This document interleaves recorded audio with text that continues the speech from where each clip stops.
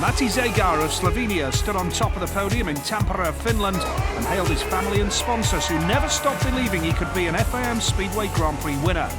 Round 3 of the series had travelled some 90 miles north of the capital Helsinki for the inaugural Grand Prix of Finland, which proved a tough night for the riders as setup and starts proved the secret to success on the night. After dusting himself off after a major crash in his first ride, Ty Woffernan, the current world champion, looked the best rider on the night and back to the form that saw him win the World Championship in 2013. Joined in the final by Zegar, Lindgren and Hancock, the young Brit led for most of the final until he lost control out of turn 3 and gifted Zegar the lead and the Slovenian his first ever Grand Prix victory.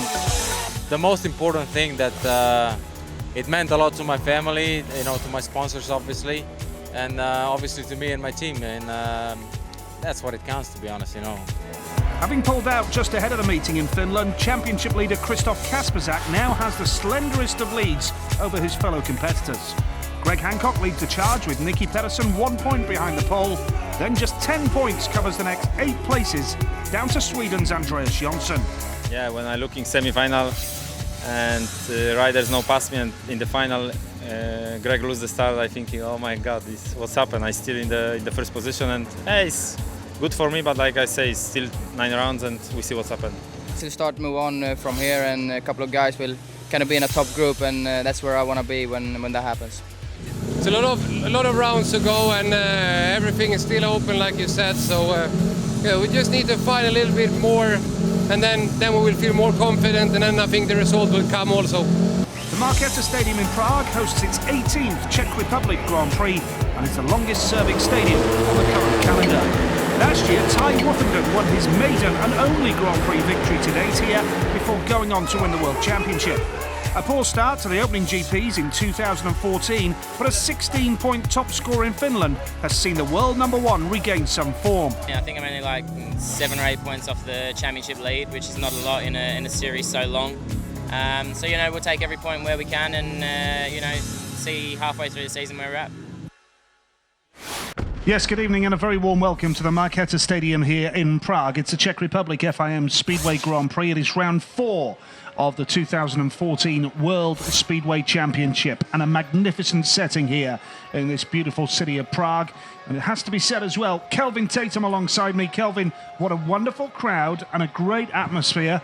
It's got to be one of the best crowds I've seen here for a Grand Prix in Prague. Yeah, very healthy crowd. The start and finish straight absolutely heaving. And the back straight as well, very few seats available. Plenty of Germans here to support their new star, of course, Martin Smolinski, not far from Germany, just popping over the border into the Czech Republic.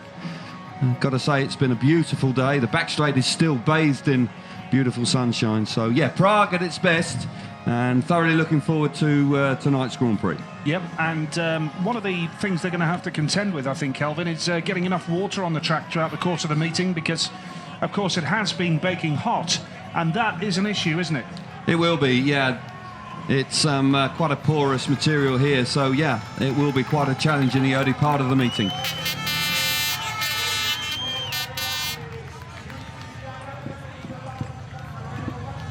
So the first race of the night, and Niels Christian Iversen, the man in the red helmet colour, 3rd in the world, and Jari Kampel, 2nd in the world. This is the first race of the night. Andreas Jonsson and the series leader Krzysztof Kasperzak are the other riders, and headline news, Krzysztof Kasperzak, the series leader who missed Tampere in Finland a couple of weeks ago, has declared himself ready to race tonight. Yeah, he's been having treatment in Poznan in Poland. He's been in hospital every day receiving physiotherapy. He's had cortisone injections to the knee. Practice yesterday, said he felt pretty good, 85% he felt, and no pain. No reaction overnight to the knee injury, so he's raring to go. Tough opening race for him. Not always easy to come from the outside here at the Markéta track. And the championship leader, I was surprised in actual fact that he actually retained the lead in the championship. It just shows you how important it was to have that 11-point lead before Tampere. Here we go with the first race of the night. It's all set up beautifully.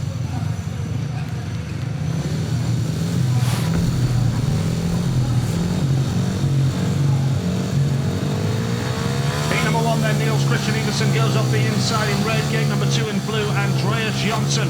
Jarek Hampel goes off gate number 3, 7th in the standings right now. And going off the outside, the series leader, remarkable that he maintained his lead in the World Championship without turning a wheel in Finland a couple of weeks ago. Krzysztof Kasperzak going off the outside. Heat number 1 coming up, and as always on this Marketa Stadium track, vital to make the start, Kelvin Tatum. Yeah, narrow track, a little bit square, dead right. Need to make good starts. Iversen hasn't been at his best in the Grand Prix this year. The inside gate in the opening race. Here we go. Jesper Steentoft from Denmark is our referee, and Iversen's made a good one off the inside. Now he holds that line, and Hampel trying to come around the outside, and Iversen takes him wide quite beautifully, and Kasperzak charges through from 3rd to 1st, and Hampel all of a sudden is scraping at the back here under serious pressure, and here coming through in blue, Andreas Jonsson, the Swede. Magnificent ride, and Kasperzak now 3rd. It's Iversen with the lead. Jonsson is 2nd, Kasperzak 3rd, and Jarek Hampel, who was challenging for the lead early on, has gone to the back. Well, Jarek Hampel's got beaten up here in the first race. He made a really good start, but just found himself squeezed on the outside by Iversen, who was really tough in the first corner. Iversen away out in front. Jonsson showing good speed to get himself into 2nd place. Got the better of Kasperzak coming off that 4th turn. Iversen out in front. There's a lap to go. He'll be pleased with this, Nigel. Yeah, Iversen has been absolutely flying in his league racing throughout the continent, and in the Grand Prix he's just been a little bit disappointing so far, but he's off to a winning start here in the first race of the night. It's the world number 3. It's Niels Christian Iversen takes that checkered flag ahead of Andreas Jonsson in 2nd. To the series leader Krzysztof Kasperzak, but Niels Christian Iversen, who's only hit double figures once in 3 meetings in the GP so far this season, he'll feel a lot happier about. It was a super start for him. It was tight in the first corner with Hampel coming across from gate 3, putting him under a lot of pressure, but Iversen's showing good speed out in front, and that'll settle him down.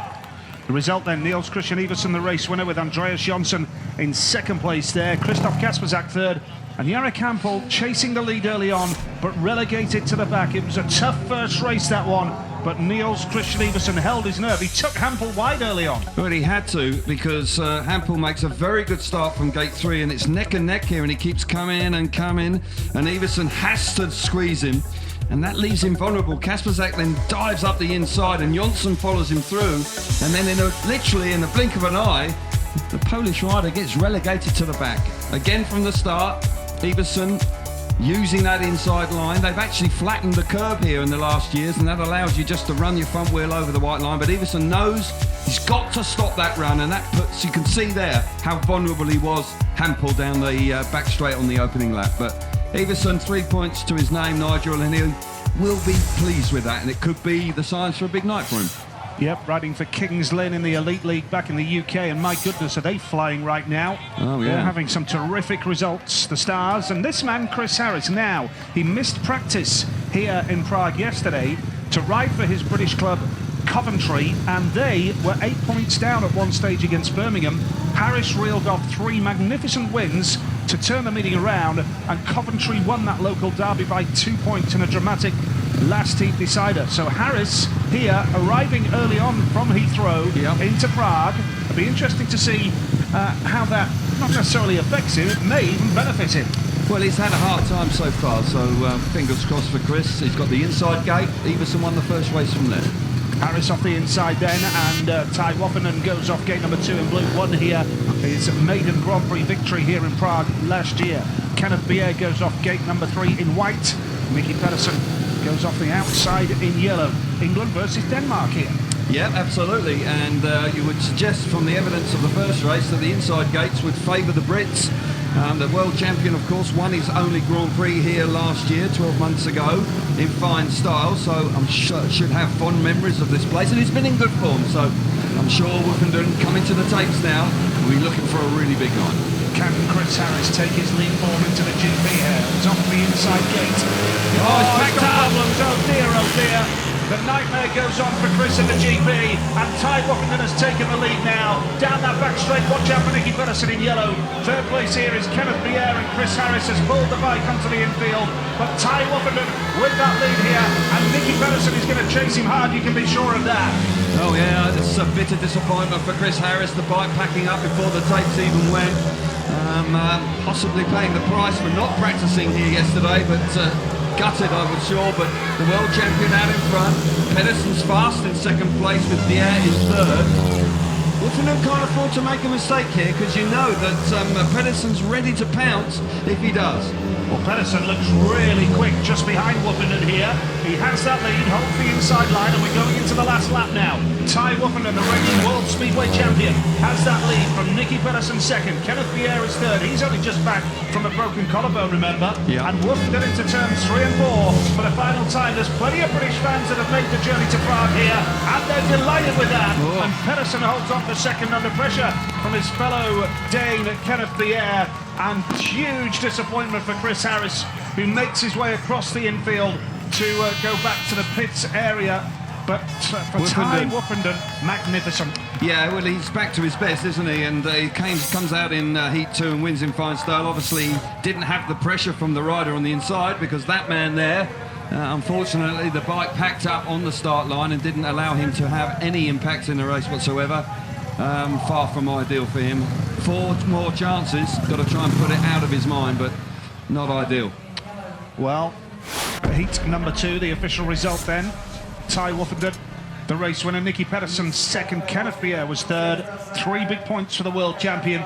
But for Chris Harris, his bike packed up just before the green light came on, I think, perhaps. And yeah, here we see it again. Just started to rev up. The green light had come on, and it just packs up immediately. So desperate. Also, that support for the tapes there has actually got caught with it. That was not exactly ideal, but Wolfenden then makes the start from gate 2. He's under pressure initially from the 3-time champion Nicky Pedersen. He runs him slightly wide in the first corner. I suggest that actually Wolfenden will be pleased that he won the race, but it looked like he didn't quite have the speed he really wanted. He was under pressure for large parts of this race from Pedersen in second place. Nicky looked quicker at times there, didn't he? Yeah, absolutely. And I think there'll be some changes to the bike setup, maybe a change of gearing. The track was a little bit greasy and a little bit slick, but 3 points to his name. The world champion starts well. Any guesses as to what the problem may have been with Harris's bike there? No idea. Could have been a complete engine failure. Maybe the chain broke, the front chain. It's very difficult to tell. I couldn't see from here any evidence of what it was, but nonetheless, yeah, not the best way to start tonight. Got to say as well, it was completely unsatisfactory there to see the starting tapes go up like they did with the support. Yeah. And interestingly, they are not using it for heat number 3 now. Well, that could have presented problems. Fortunately, they did get away with it, and the riders, it didn't clip the rider's helmet or anything, but yeah, touch fortunate there, the track staff. Waiting now for the upcoming race. Martin Smolinski, the German sensation. There is a huge amount of support here for him. Effectively a home Grand Prix for Martin Smolinski. Now, we just saw Tony Olsen, the race director there, and the riders are preparing for heat number 3 here, but there is a slight delay, and you can only assume that they may be discussing the starting gate for that heat number 2. That's the only reason I can think of as to why the 2 minutes aren't on and the riders have been pushed off here. It's possible, I suppose. Somebody may have noticed it on a monitor in the paddock, and some concern or a chat with the referee. Well, if you finish second or third there in that race, would you not necessarily ring the referee and say, hang on a minute? Well, that may well be why there is a delay. We haven't seen pictures of that, so we're maybe just guessing a wee bit why there's a delay, but it could be that is the scenario. Martin Smolinski is in red here in heat number 3, and Kelvin, what a wonderful turnout of German supporters here. Well, Martin Smolinski had the biggest cheer on parade. Well, there are a lot of German people here. Effectively his home Grand Prix, not far across the border to the Czech Republic from Bavaria, and they've come in their droves. They really have taken to Martin in Germany, and they'll be looking for a really strong performance. He's made 3 semi-finals and won the opening round of this World Championship. Well and truly ensconced in 5th place in the World Championship coming into tonight's meeting. So Smolinski on the inside gate, he'll be fired up. Yep, he's the man in the red helmet here. Martin Smolinski, the first ever full-time Grand Prix rider from Germany. And Troy Batchelor goes in the blue helmet colour in his debut Grand Prix campaign. Lindgren off gate number 3 now. He's having his best start to a Grand Prix campaign so far. And Darcy Ward here is in the yellow helmet. Now we know about his knee problems. Got 16 points in Big Gosh in round number 2, but there was a time where his entire season was in jeopardy, and he did say earlier today he so wishes he was 100% on the motorbike. Yeah, it's not ideal, but he's riding a lot right now, and he must be coming to terms with the injury. It just doesn't feel quite like it should, but he's riding back in Britain and Poland and Sweden, so he's got a hectic schedule, and he says that's just doing the trick for him. Heat number 3 then, Smolinski off the inside in red. Gate number 2 in blue is Troy Batchelor. Freddie Lindgren goes off gate number 3 in white, and Darcy Ward is off the outside in yellow. Lindgren has made changes to his schedule. He's cut down on his busy diary this year, and so far so good. Yeah, he's doing really nicely, and I suggest that it's paying dividends. He's in 6th place in the World Championship. He's had a strong start to this year's campaign. A quality rider that at times has not quite fulfilled his potential, but maybe this year could be different. Here we go with heat number 3 then. Smolinski, as Kelvin mentioned, 5th place in the World Championship, 4 points off the lead right now after that dream start in New Zealand. The movement at the start, and the red lights have come on immediately. Straight away the red lights on. No messing from the referee. Well, there was movement on the inside and the outside there. I think Ward was very aggressive on the tapes. We'll see it again. I think Smolinski may have moved a bit, but Ward certainly moved on gate 4.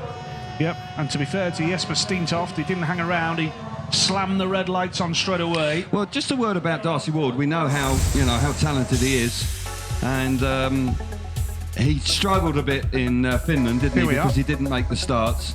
Or movement everywhere. Lindgren and Ward, it would all fall back. Lindgren moving a wee bit, and then Ward really does have a go, and then Lindgren almost gets sucked in because Ward moves. That can be a scenario. But Darcy Ward, one of the most talented riders in the world, he does suffer with, if he has a fault, it's his starting. And this is a tight track. It's not easy to pass here, so he will be aware, I'm sure, that he needs to find some starts tonight if he wants to win here this evening. Blistering hot evening here in this beautiful city of Prague, and plenty of Speedway tourists that have made their way here for the weekend to Prague. We were here, of course, last July for the Speedway World Cup as well, and here at the Marquetta Stadium, where winners of this Grand Prix traditionally have a great record of going on and winning the world title. Woofenden did it last year. Is that an omen, we wonder, that will continue for the winner of this meeting tonight? But a lot of laps to be done. 20 races, 5 rides each for those of you that are new to Grand Prix Speedway that are joining us tonight.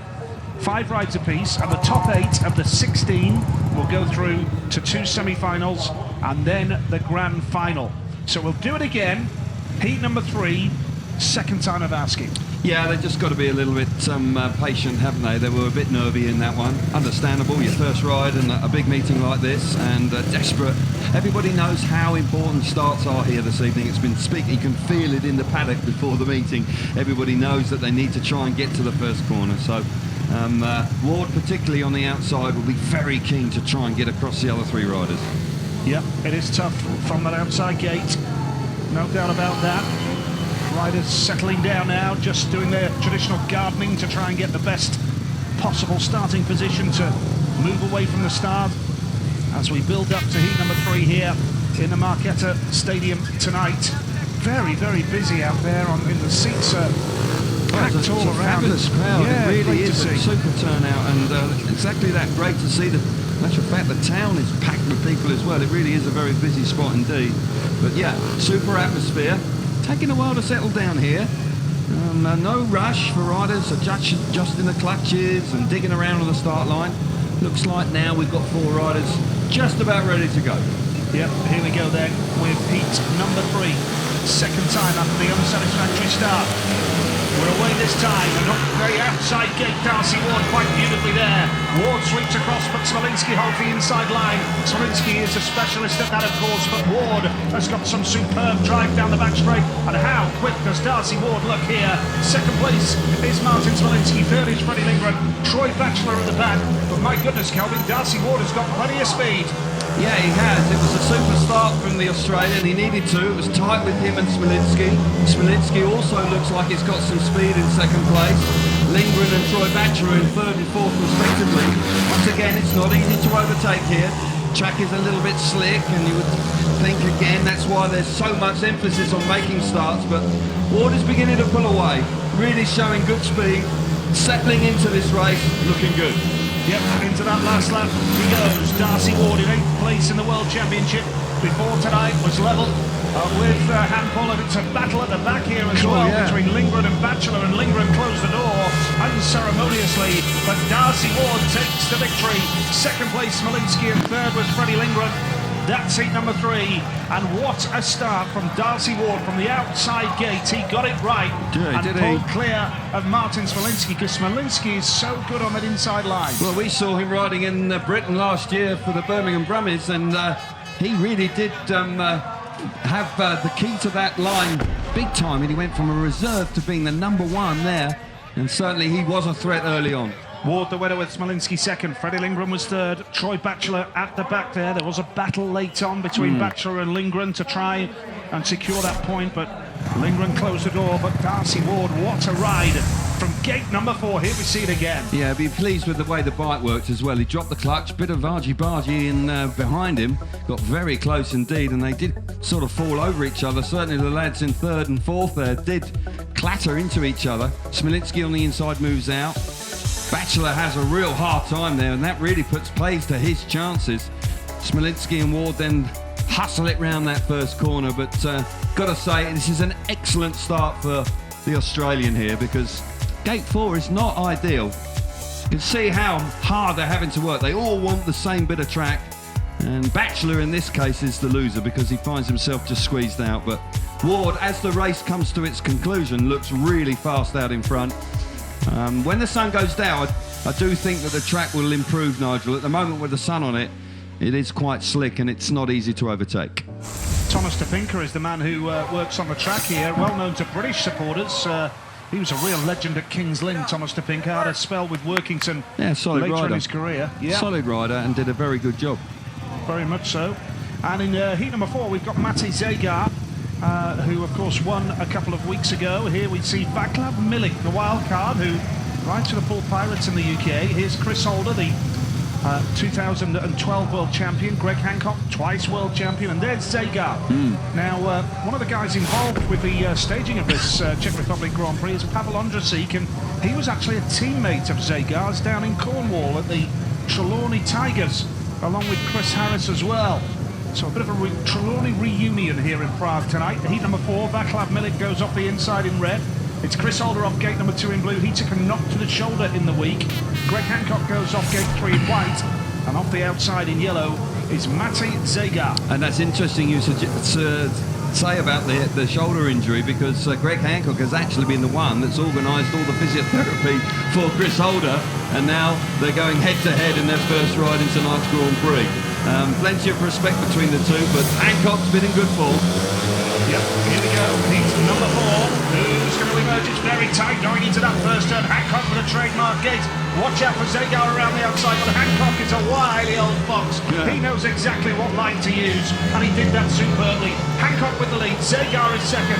Chris Holder is third, but Vaclav Milik is really putting a bit of pressure on. But Greg Hancock, what can you say? He really did pull off a fantastic move. Not only did he make the start, but he blocks the challenge of Matti Zegar just behind him there. Yeah, showed all his experience. He worked the bike beautifully to the first corner, was aware that Zegar was sweeping across from the outside, and then moved out to stop the run, to kill his momentum, and he's out in front. Zegar is a threat. Keep your eyes on Zegar in second place. He's got some speed and he's settling down and he's chasing hard there, trying to catch the American.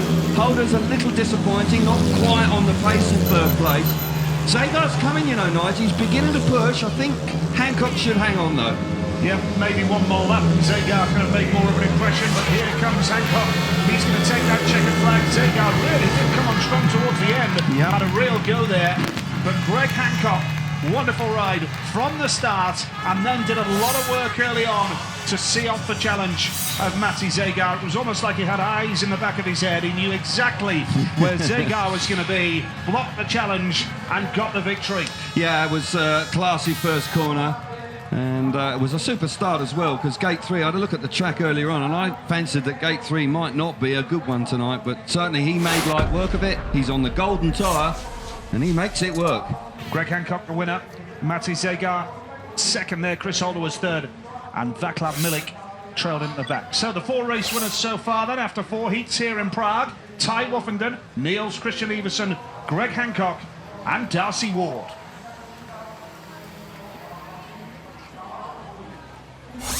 Well, not too much overtaking at this stage of the night, but nonetheless, the 4 rides for the 4 winners so far have been pretty impressive. Here you see the replay here. He had to run wide there, Hancock, because Zegar would have pounced. He would have got round the outside if Hancock hadn't have moved out. Greg will be pleased with the way the bike works. Drives hard to the first corner. Holder there just getting the better of Milik, and that puts paid to chances for Milik. Hancock then just squeezing Zegar in that first corner. That makes sure that he stamps his authority on the first corner and on the race. But yeah, difficult to overtake. A few adjustments to the equipment, I would suggest, to try and find some little bit of extra speed. Yep, super ride. This was the key moment, just as important as making the start. Yes, it was, because Zegar had that little bit of extra speed in the middle of the corner, and he may well have been able to get round the outside of Hancock if he hadn't moved off the line. A much better start to tonight's meeting than in a couple of weeks ago, so he'll be pleased with that. Well, Matti Zegar is down in the pits area with our man Jason Harold. Well, Niels Christian Iversen, it seems that the first corner is all important, but you've got to be pretty hard coming out that second bend as well. Yeah, it looks like it. Yeah, it's still early, you know. I think there will be a lot of different racing lines later, but yeah, you've got to be hard out there. You look like you were determined, though, coming out the gate. That first win all important after what happened to you in Finland. Yeah, they're all important, you know. This was only the first race of the night, so it's got to keep focused and do the same again. All right, we know you're in Heat 5. Thank you, Niels. Good luck. Thank you. Yeah, good start for Iversen. He'll be pleased with that. Obviously aware that there's plenty of racing to do, but, you know, it's a lot better than it had a couple of weeks ago in Finland for him. And he's a class act. Number 3 in the world last season, so, yeah, he'd be looking for a really big night. Yep, terrific lineup coming up in Heat 5 as well, with Zegar and Iversen going head-to-head. Harrison Well, Lindgren. Harris needs a ride, doesn't he? You know, what a dreadful start for tonight. I feel for him. You know, he has worked awfully hard. Last night he rode well for Coventry in the Britain. Comes here and the bike packs up on the start line. You just couldn't ride that, could you? No. Beautiful view here from high high up. It's a stunning place, isn't it? Yeah. One of the most beautiful cities in the world, no doubt. And plenty of tourists. As you said, it was very, very busy in town earlier today. And such a beautiful day as well. And they've travelled from Poland, Germany, the UK. Contingent from Denmark here as well. I don't think I've seen a better crowd here. This is a really good turnout. And that's terrific to see. I'm delighted about that because, you know, there's an awful lot going on. But, yeah, look at that. Heaving crowd, super atmosphere. I do believe when the sun goes down a little bit, then the track will actually improve and we should see some better racing because the first 4 races were processional and that is often the case here. But riders will also figure it out and you'll see boys beginning to really work the track a little bit better. But solid starts for Iversen and Hancock and Woffenden, certainly. But it's very, very tight for the World Championship as well. Christoph Kasperzak, of course. And now we see Greg Hancock leading the World Championship. At 43. Yeah, and he's 44 soon as well, next week, I do believe. Well, you wouldn't put it past him being world champion. You know, he's riding so well, and it's coming into tonight, it's wide open. Woffenden making a huge move in the championship after 2 poor rounds, particularly after Bidgosh. You would suggest that he was sort of like you were concerned about him. He looked like he was really down in the dumps, but fair play to him and his team. They have done, well, they've performed miracles, and suddenly he's back on it, scoring points in all the leagues, and he started well this evening. Yep, they are now doing some track watering, and they are going to have to keep that under control. And the home straight under the shade, but the back straight still exposed to the sunshine. And yeah, I think it's probably going to take 2 or 3 laps of the water truck to get the necessary amount down here. But the problem with this material they've got here, Nigel, it's very porous. There's no clay in it to sort of hang on to the water, and it tends to dry very quickly. There's a little bit of a breeze, and it's still 20 degrees here at 7:30 in the evening, so you know the track will dry. And as I say, it will do the track a favour when the sun goes down a little bit to enable the moisture to stay in the track, and then you'll find that the material, the track will actually make a little bit more dirt, and racing lines will appear. Yep, just waiting for the start of heat number 5. The riders will push off very shortly. Crowd enjoying themselves. As you said, the racing a little bit processional, but there's a good atmosphere. The fans are enjoying themselves. Plenty of supporters over here from the UK, which is good to see, as always. Well, we've been here 18 times for GPs, and you know, it's been on the calendar pretty much throughout the whole history of Speedway Grand Prix. And we have, and of course, last year, of course, we had the World Cup final here as well. So, you know, it is a permanent fixture on the Grand Prix calendar, and it's a super place to visit. Let's hear from Greg Hancock now down in the pits. Well, Greg Hancock, great start in your win there. Well done. How's it feel out there?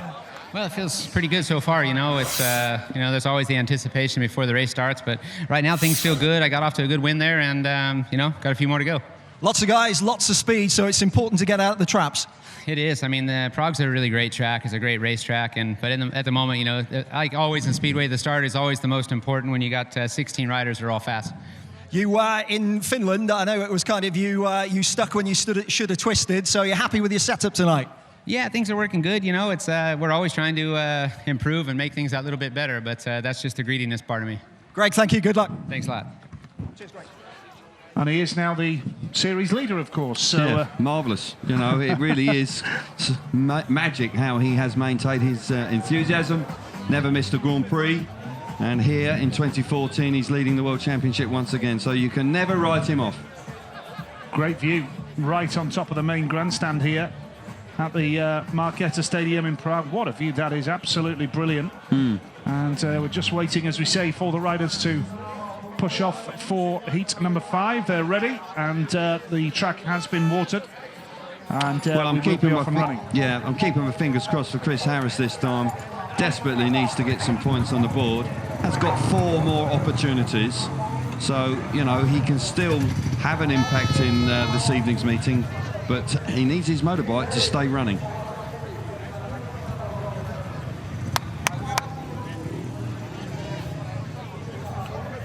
Yep, heat number 5 coming up then. Freddie Lindgren off the outside in the yellow helmet colour has had a good season so far with 2 double-figure scores in 3 meetings. That one blip in Big Gosh where he only scored 5 points.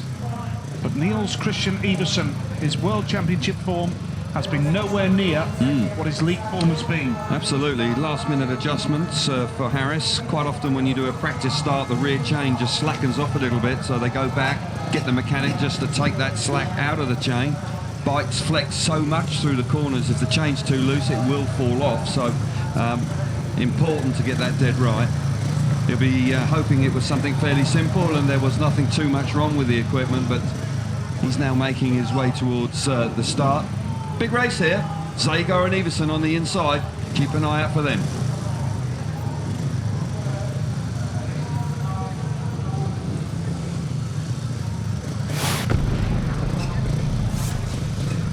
Here we go with heat 5 then. Matty Zagar going off the inside in the red helmet. Niels Christian Iversen, a winner first time out. He goes off gate 2 in blue. Chris Harris, can he get away from the start this time after those bike problems in his opening ride?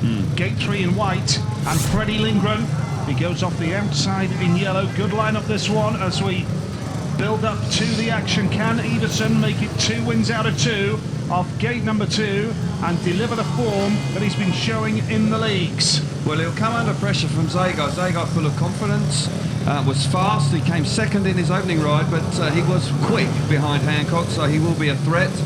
It looks to me that former Harris has changed his equipment, so clearly there was something wrong with the engine in the first one. Here we go. This is heat number 5. The green light is on, and going into that first turn. Zagar's made a beauty, and Harris has switched up the inside. Lovely move from Chris Harris, but Zagar gets the speed. Everson outpaces him as well, and Lindgren's at the back now, but Lindgren is going to come and have a go, although Lindgren's almost lost it completely. But the lead here is with Matti Zagar, second place Niels Christian Everson, and Harris is third. Yeah, Zagar's now hit the front, and you can see how quick he was. He looked threatening when he was behind Hancock in his opening ride. Made a good start, it was level. Everson was vulnerable in actual fact to Harris. But look at Zagar. Zagar is absolutely flying here. Pulling away, Everson is a quality rider and he's just leaving him. Looking good, the Slovenian out in front. Harris in third place, it's battling hard, and Lindgren got it all wrong on the opening lap, but Zagar, very impressive out in front. Yep, Zagar proving the fact that he started with 2 6-point scores in Auckland and Big Gosh, and has finally got it right in Tampere with his first Grand Prix win, of course, and what a ride that is here in his second outing in Prague. Super ride from Matti Zagar with Niels Christian Everson taking second place there, Chris Harris third, and Freddie Lindgren at the back. It was a good switch by Harris early on, but the two boys in red and blue were able to get the drive out of that second turn and pull clear. Matti Zagar, 5 points out of 6 for him now. That's a good start. Same for Niels Christian Everson. And at third place there, Chris Harris with his first point of the night, of course, after that mechanical breakdown in his opening ride. Lindgren last there, and it means now that Everson and Zagar are the early leaders after 2 rides each. Yeah, Zagar was very impressive. He made a good start from the inside, and then the speed he's got is really terrific. See it again here, it's close, but he just pulls there to the first corner. He runs wide, and that leaves himself a little bit vulnerable. Good move initially from Harris, but just doesn't get the extra drive on the inside to try and get into second place. Watching it again, the two boys on the inside, level initially, but the shorter run to the first corner on the inside plays big dividends here for Zagar. Allows the bike to run into the first corner. Little bit vulnerable here. Right now, just momentarily, you would suggest if there's a bit more grip on the inside, he might got a squeezed coming off the corner, but he's got loads of confidence. Feels really good on the motorbike, and he pulls away out in front. Lindgren got it all wrong there on the opening lap, and that really just put paid to him, and he can't land a bow. But Zagar out in front, 5 points to his name. Big smiles, looking good. Quite right too. Same score as Niels. 5 points apiece, a win and a second place. Yeah, that's satisfactory, isn't it? Yep. Solid start to tonight, and they're looking good. But Zagar, I would suggest, will be happier of the two because his bike really is hooked up. Heat number 6 is coming up here. Chris Holder off the inside gate, took that knock to the shoulder in midweek. And I wonder if that is taking effect here tonight. He's off the inside gate. Martin Smolinski from Germany goes off gate number 2 in blue. Andreas Jonsson, gate 3 in white, the Swede. And Kenneth Pierre, back from a broken collarbone and back in regular league racing now as well. He goes off the outside in yellow. Yes, all 4 riders, I would suggest, are looking to up their game. Holder, particularly on the inside, looked a little bit outpaced in his opening ride, so he'll be keen to try and do a little bit better coming from the inside. Inside has worked quite well so far tonight, but Andreas Jonsson also looked quite useful in his first ride. There we go with gate number 6. That's a good start from Holder off gate number 1. Now can Smolinski use that switch up the inside line. Here comes Pierre around the outside as Holder picked up a bit of drive there, and that blocked Pierre's run there. Smolinski is third, but the lead here, and look at Pierre with all that speed, challenging the leader, Chris Holder. And now Holder has pulled clear. Super stuff from him. Jonsson now challenging Smolinski for third, but the lead is with Chris Holder, looking much, much quicker here than his opening ride. Well, it just shows you how important it is to make the start here at the Marquetta Stadium, because he didn't in his first ride, and he really couldn't land the flow, just picked up 1 point, but this time off the inside. Came under pressure initially from Pierre, but he's out in front, he looks good.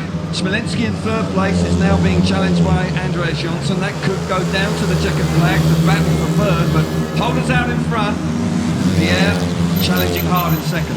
Chris Holder is 45th Grand Prix of his career tonight here in Prague, and he's got 4 Grand Prix wins to his name. And now the battle at the back, still charging hard. Jonsson is going to try the inside line on Smolinski, but the win is for Holder. Kenneth Pierre is second. Third place there went to Martin Smolinski, and Andreas Jonsson with that last place. But Chris Holder, well, that's a big 3 points for him. And I just wonder whether he's changed his setup after his opening ride to gain that extra speed. I think you could well be right. He looked much better there, didn't he? Certainly did. Heat 6, Holder the winner with Kenneth Pierre in second place. Martin Smolinski was third. And Andreas Jonsson trailed in at the back. Tried everything there to try and get past Martin Smolinski, but to no avail. Holder on to 4 points now. Probably need 8 points to get into the semi-finals. 9 to be sure. And that's much more like it from Chris Holder. Yeah, Holder obviously still recovering from those injuries that he sustained last year, but and he's had a knock to the shoulder, but this time off the inside, he's comfortably in front, allows the bike to get to the middle of the track. Smolinski always a danger on the inside, but Kenneth Pierre, actual fact, showed a lot of speed early on here and very nearly gets around the outside of Holder. Holder lifts there and actually blocks the move from Pierre. And Pierre then has to settle for second place with Smolinski back in third and Andreas Jonsson out the back. But yeah, the former world champion Chris Holder, he'll be pleased with that. 4 points and yeah, a win to his name. He'll be chuffed. Got a great riding style, Chris Holder. Yeah, all action, isn't it? Yeah, great to watch. World champion a couple of years ago, and it is almost a year now, all but a month, I think, since that horrendous crash where he suffered multiple injuries. He's talking about getting the metalwork removed from his heel during the winter. And really, the way he's come back, it is marvellous, because the extent of the injuries, including the hip injury, and of course, you're a specialist in that, Kelvin. Well, yeah, it was remarkable how he's turned things around. He won the Australian Championship in the winter, and he's been solid as a rock, really. 11 and 10 in the first 3 Grand Prix. That'll do very nicely, building confidence week on week. Here we go with heat number 7. And we have 3 riders who've yet to score a point up against the world champion. Troy Batchelor off the inside. Vaclav Milik goes off gate number 2 in blue. Ty Woofenden goes off gate 3 in white. And Jarek Hampel going off the outside in yellow. This is heat number 7. Can Woofenden make it count from gate number 3? He'll be hoping so. And Jarek Hampel, this sort of place should suit him. He got beaten up in his first ride. He'll be looking to make amends here. Oh, Woofenden jumped the start there and they've called them back. No Absolutely, surprise. yeah. No surprise at all. Once again, Steentoft putting the red lights on straight away. Yeah, and no surprise. He was a touch impatient. It'd be interesting to see it again because he may have been a little bit lucky not to have touched the tapes here. Riders going back. Tony Olsen just making sure. Yeah, he did. He was lucky because he was very keen to get on with it. He knows how good Hampel is off the start, and Hampel is a bit of a specialist at that. I would think that even though Hampel didn't score in his first race, Nigel, he is a rider that could do well here this evening. Well, I wonder if, of course, it's all 4 riders back, as you can see, but I just wonder whether Tony Olsen having a word in Woofenden's ear there, maybe just saying that's a warning. Yeah, they would have taken note of that, and you know, he's effectively delayed the start, and the restart is because of the movement from him. So yes, he won't get away with it too many more times before they will actually exclude him for that. So he'll have to behave himself on the start line.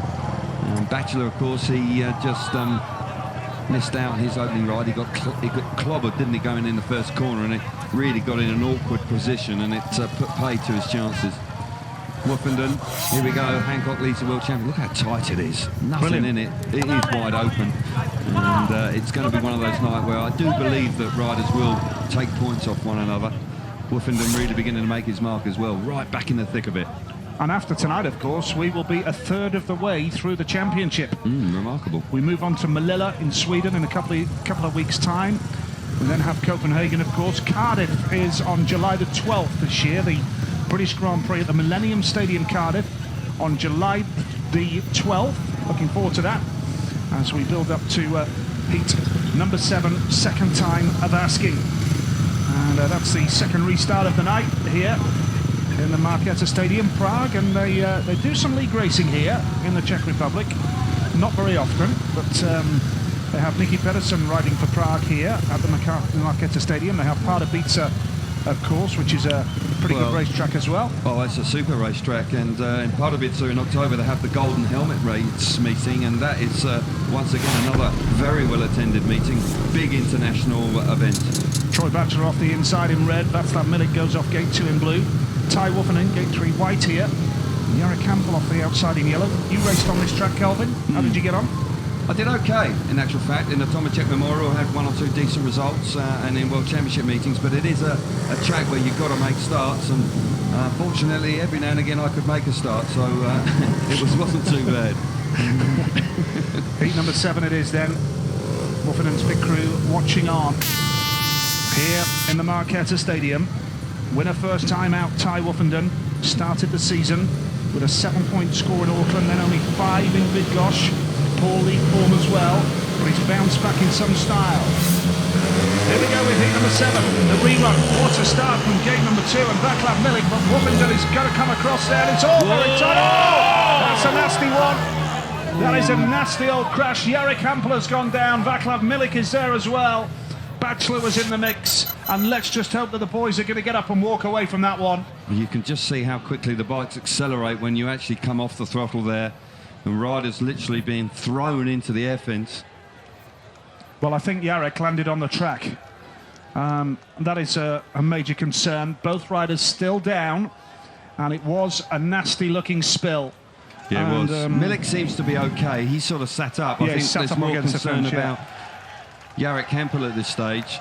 Bachelor was involved, as you rightly say. And they seemed to... they just bunched up, didn't they? He was the meat and the sandwich, and then he straightened up, and that collected Milik. And then when the bike actually, when you come off the throttle...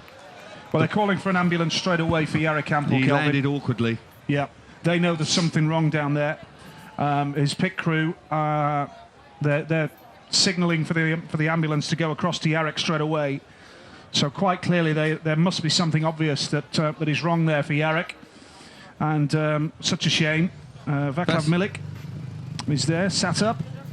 I'm sure it's only a matter of time before he'll walk away, but you never... This is just a part of the sport where, you know, a stadium can go silent, and it just underlines the danger of Speedway. Tough game, really tough game, and injuries, unfortunately, are part and parcel of it. Fingers crossed, it looks like that Jarek Campbell is struggling down there, and do hope it's not too serious. It was a nasty-looking incident, and as I say, the bikes actually accelerate when you come off the throttle because the back tyre catches up with itself. You then actually get a surge of speed, and things happen so very quickly. Yeah. So the ambulance is out there, as we say. If you have just joined us here in Prague tonight, we have just seen a very, very nasty collision, and Jarek Campbell is having treatment down there. Vaclav Milik is the man who's walking away. Jarek Campbell, though, right now is still down on the track. Well, the bike, you can see it. The bike is a real mess on the centre grid. It really has taken a heavy impact there. And it's a lot shorter than it should be, that's for sure. Yeah. And the world number 2 looks like he could be in some trouble here. Yep, fingers crossed. Now, a lot of concern from the fans for Jarek Campbell. British fans will be familiar with Jarek, of course, from his time with the Ipswich Witches back in the UK. And top performer, Jarek Campbell. We recall the last bad injury we saw Jarek have was a couple of years ago in Copenhagen when he dislocated his ankle and broke his leg. And well, he's moving around a bit. As soon as we get some information from down on the track about Jarek, then of course we will let you know.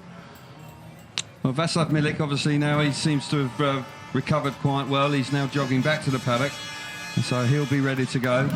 We're going to see some replays now. It'll be interesting to see really what was the catalyst for the accident. Woffinden makes a super start from gate 3. Milik, they're all coming across. Bachelor there right on the inside. Yeah, he straightens Milik up and he clouts them. That was the problem, wasn't it? Oh. And Well, he was almost collected by the bikes, wasn't he, Jarek Campbell? He landed on the track as I suspected. Well, Bachelor and Milik, obviously, there's a clash there, and it straightens him up, and that takes. Then he rides into the side of. Look how quickly that happens. But he just let go of the bike. He had to. Oh yeah, it looks like he's just slammed in. You called it actually, Nigel. It looks like he hit the track initially, so the no energy didn't hit the air fence to absorb all the energy. Oh. Yeah, that impact there on the track. How lucky was he? That bike literally just clears him. I'm told he's on his feet, Kelvin. Well, that's remarkable. I would think he must have been winded at the very least. Yeah. Well, that is truly you'll remarkable. see now, when he gets off, he hits the track very hard. Milik's fortunate. Yeah.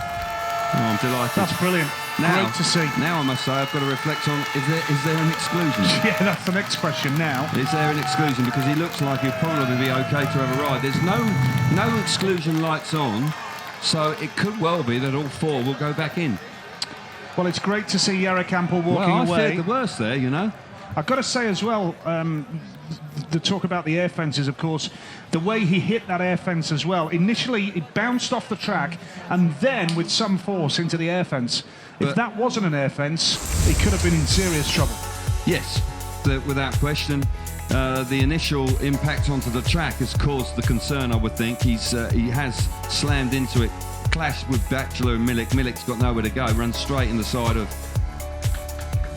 Hampel, and then they bounce into the air fence. But it's that initial, as he sort of really does thump the track hard. It's a big one. But the referee, I don't know if the referee is going to make a decision here regarding an exclusion, or he'll just put all 4 back, because the catalyst, in actual fact, is Bachelor just running into the side of Milik there, who straightens up and just runs into the side of Hampel.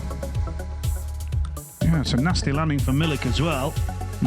But initially, Jarek Hampel's pit crew, they did call for the ambulance.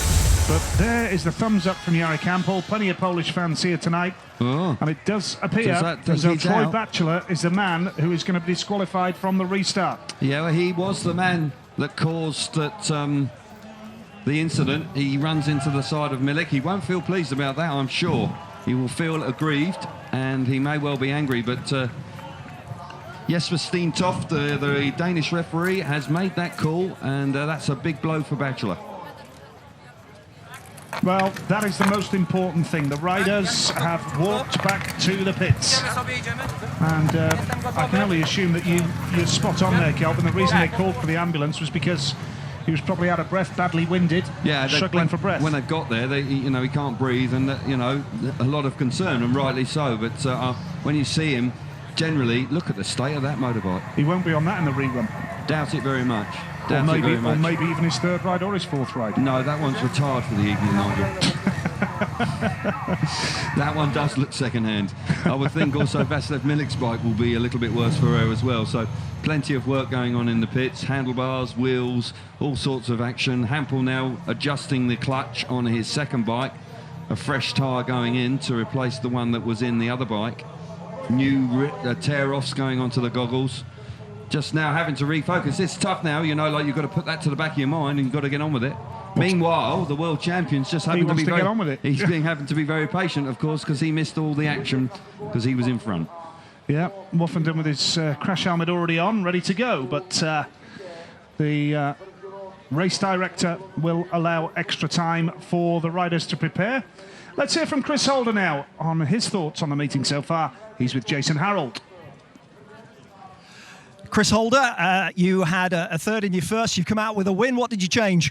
Everything. My first one I made a really good start, but then bike wasn't working the whole track, and they were just going away from us. And then made a few changes, and I was going to change bikes, but stuck with it, and it worked then. But still not really happy with it. It's still not good enough. But it's always good to get a win. So off the inside gates. So you could be even faster next time out. Got to be. I don't think that was good enough. So it needs to be working a little bit better to be comfortable. But no, it's good. You got to make advantage of the inside, and a good win there was good.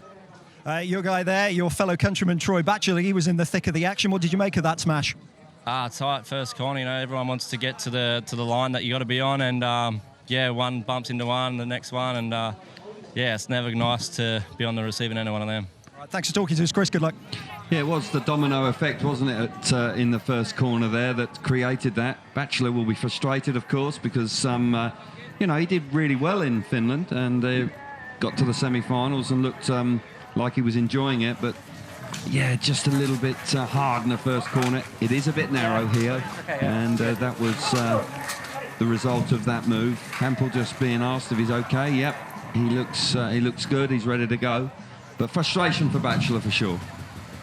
Yeah, so it's ruthless, it's tough. That's Speedway, and heat number 7 is coming up. I think Tony Olsen was just asking Jarek if he's okay and ready to go for the restart as we build up to Heat number 7 here. This is where the pit crew really do earn their money as well. Certainly do. They'll be keeping their fingers crossed that the second bike works well for them. He had a poor start, of course, Hampel. Had a tough night so far. He failed to score in his opening ride when he got caught on the outside and got relegated to the back, and then he bites the dust hard in his second outing, so he's going to have to use all his experience now to try and really dig in. The world champion having to be patient, not ideal. He wants to get on with it, and again you're out in front. It's always frustrating when you hit the front and the red lights come on, because you feel like you've done the hard yards into the first corner, you've made the start, and then all of a sudden you've got to try and do it again. Looks like the 2 minutes is on, Nigel, so riders should be appearing out onto the track any moment. Yep, the 2-minute time allowance has come on as we prepare for heat number 7. Jari Campbell in the yellow helmet colour. Remarkable, really, these Speedway riders, the guts and determination that they show. It was a matter of only minutes ago that an ambulance was being called for Jari Campbell, and we thought he was in deep trouble. And here he is going out for a 3-man restart with no Troy Batchelor here. Vaclav Milik made a good start there in heat number 7. Woofenden will now be desperate to make it count once again after he held the early lead there in heat number 7. A terrific round of applause as Jari Campbell comes round to the start line with heat number 7 coming up, and Vaclav Milik as well. Great appreciation from this crowd here. Yes. That both riders are back and ready to go. Nice touch that. An appreciative crowd. And they knew how hard that was. It was a dramatic crash, and they're delighted to see the two lads back on the bikes and out for the rerun. Woofenden's gone back to the pit gate and just wants the clutch adjusted. Just turning in the springs there, just half a turn. Wants a little bit more bite in the clutch when he drops it. And he knows how important it is, because I tell you, Hampel, if he hits the front, he can be really difficult to peg back. We've seen time and time again Hampel turn his nights around after a poor start, so don't put it past him to win this rerun. Here we go with heat number 7 then. There's no rider on the inside. Troy Batchelor disqualified, of course. Vaclav Milik goes off gate number 2 in blue. Ty Woofenden gate 3 in white. And Jari Campbell going off the outside in yellow. Great to see Milik and Hampel ready for action as heat number 7 is upon us here in Prague tonight. Sun just setting behind the main stand here. Here we go, heat number 7. Do it again, and away from the start. Woofenden is going to hit that first turn. That's a good start from Ty Woofenden. And now Hampel is going to go wide, but has lost ground on Milik, who holds second place there. Big cheers from the Czech Republic fans here. But Ty Woofenden has that lead now. Can he make it 2 wins out of 2? He's got time for a look over his left shoulder.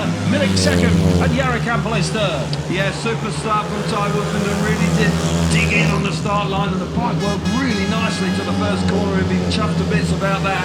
Milik was super in the first corner, and he stopped the run from Hampel on the outside, and Hampel really can't get to the wild card, and the home crowd will be really pleased with this. This is a super ride from Milik in second place. But Woofenden looking like he's going to go back-to-back wins, back to his best.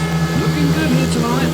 Yep, he did say he was looking forward to coming back to the Marquetta Stadium, the scene of his one and only Grand Prix victory. That memorable night last year when he stood on the top step of the podium for the first time. Can he do it again for a second successive year? He's got 6 points out of 6, and the British fans are jubilant here in Prague tonight. There's plenty of Union Jacks waving around this Marquetta Stadium here, and Ty Woofenden has made a great start to this GP with 2 wins to his name, 6 points, and already quite clearly feeling confident of a place in the semi-finals. Well, he's made 2 textbook starts, and he's hit the front and shown speed. So yeah, he's in top form. He's going to be a tough man to beat already. 2 wins to his name. Great start to tonight's Grand Prix for the world champion. Woofenden the winner with Milik second, and Jari Campbell was third. Troy Batchelor disqualified from that race, and it means that Woofenden now goes to the top of the standings with a maximum 6 points from 2 rides. Heat number 7, Woofenden delighted. So far, so good for him. Yeah, he's looking good. He's got a new member of his team there alongside him, Craig Cummings, who turned up in Finland and is back here this evening, and certainly they are working well. Look at this. Milik does a great job in the first corner there. Looking at Woofenden once again, great start, and the bike works really nicely, digs in and pulls hard all the way to the first corner. Milik then causes problems for Hampel in the first corner, and Hampel then gets stranded on the outside and can't land a blow. Meanwhile, the world champion is looking silky smooth out in front. The team are absolutely delighted, riding every moment of every race with him, but Ty out in front, 6 points to his name. Yep, terrific stuff from Woofenden, and it's fair to say the world champion is back on form after his early season concerns. He said that he never lost faith in his own ability, and he felt physically fine, but there were issues that needed addressing, and they've clearly been addressed as we build up now to heat number 8. A couple of race winners here in this race. Is a lineup. What a lineup, absolutely. Heat number 8 it is. We've got Christoph Kasperzak, the former series leader. Here's Darcy Ward, who was so impressive in his opening ride. He's going off gate number 3 here. We've got 3 times world champion Nicky Pedersen and twice world champion Greg Hancock. 5 world titles here in heat number 8. Here's your lineup. Christoph Kasperzak going off the inside. Still has that knee problem, of course. It's not going away overnight, that's for sure. Nicky Pedersen goes off gate number 2 in blue. Darcy Ward, also a member of the Dodgy Knee Club. He goes off gate number 3 in white. And Greg Hancock goes off the outside. He's another member of it. He wears CTI braces all the time. They've all got dodgy knees, so got to get on with it. And Greg Hancock was supreme in his first ride. But this is a terrific lineup, very hard to call. Kasperzak on the inside could be a danger. Here we go then. Heat number 8. Yes, we're still top. The green light on. Hancock's made a good one, but so has Ward off gate number 3. Darcy Ward clamps the inside line. Here comes Hancock around the outside. Ward really closes the door ruthlessly, and Nicky Pedersen comes through. Now he's going to take Hancock out. Hancock almost loses it, and Ward has the lead, and Pedersen is chasing down Darcy Ward hard here. Kasperzak third, Hancock at the back, but Pedersen has got loads of speed, Kelvin. He has indeed, and he was ruthless on the opening lap. He gave no room to Greg Hancock in the bottom corner, and Hancock very nearly came off the bike. Remarkable how he stayed on. Ward once again out in front, has resisted the charge from Nicky Pedersen. It's looking like he's beginning to pull away. Kasperzak in third place, and disappointment for Hancock out the back, but Darcy Ward really looking strong tonight. Yep, into the last lap here of heat number 8. Darcy Ward set to join Ty Woofenden on a maximum 6 points from 2 rides here. This is a super ride because he was under pressure early on. Yeah. Pedersen was pushing him hard, looks over his shoulder, and it's Darcy Ward who makes it 2 wins out of 2. Nicky Pedersen was second. Third place there was Christoph Kasperzak, and Greg Hancock did well to maintain control of the bike because Nicky Pedersen, well, he was in front of him, he held the line, and Greg Hancock almost lost control of the bike and finished last there. But what can we say about Darcy Ward? It's the young guns who are leading the GP. Maximum men, Darcy Ward and Ty Woofenden. Great stuff from those boys. Heat number 8, Ward the winner. Second place was Nicky Pedersen. Third place there went to Christoph Kasperzak, and Greg Hancock trailing in at the back. So Ty Woofenden and Darcy Ward, 6 points out of 6. They are the maximum men after 8 heats here in Prague. Yeah, that was a super ride from Darcy Ward. You've got to say, that was a hell of a lineup. Very difficult to call a winner, and he does remarkably well. Gate 3 has worked well. I didn't fancy it at all, but look how close it was going in the first corner, and Ward gets to the front. Hancock on the outside then gets really squeezed out there. It's difficult, very narrow coming into turn 3. Pedersen allows the bike to run deep into the corner and leaves nowhere to go for Hancock. He does well just to stay on board. Pedersen very nearly gets to the front. Look how tight that was. Hancock all over the place. How on earth he hung on, he can't believe it. Kasperzak then gets into third place, but super ride from Darcy Ward. The Australian has started in fine style. He's found 2 starts tonight, and he needs them here this evening, and if he keeps doing that, he's going to be a big danger for a win here tonight. Ward, so talented, coming to terms with that dodgy left knee he's got. He looks good. Well, it's only my own mathematics, but I reckon Nicky Pedersen leads the World Championship now after those 2 second places, but that's more like it from Darcy Ward. He is a brilliant talent. Delighted to see him racing after his knee problems. And Ty Woofenden is with our man Jason Harold. Well, Ty Woofenden, 2 rides, 2 wins. We're talking about this being a happy hunting ground for you. You've got to be happy with those 2. Yeah, it's only early doors, but yeah, 2 wins. Gate 4 in my next one's always tough, but just watching the boys have a bit of an argument, Nicky's up to his old tricks again. Well, you had to make the start, 3 times there after being called back twice. How tough is that on both man and machine? Yeah, it's tough at times, but hopefully I didn't use up all my starts and then reruns. But we just keep pushing hard and keep trying to score points and see where we're at getting into the semis. Thank you, Ty. Good luck. Cheers, guys.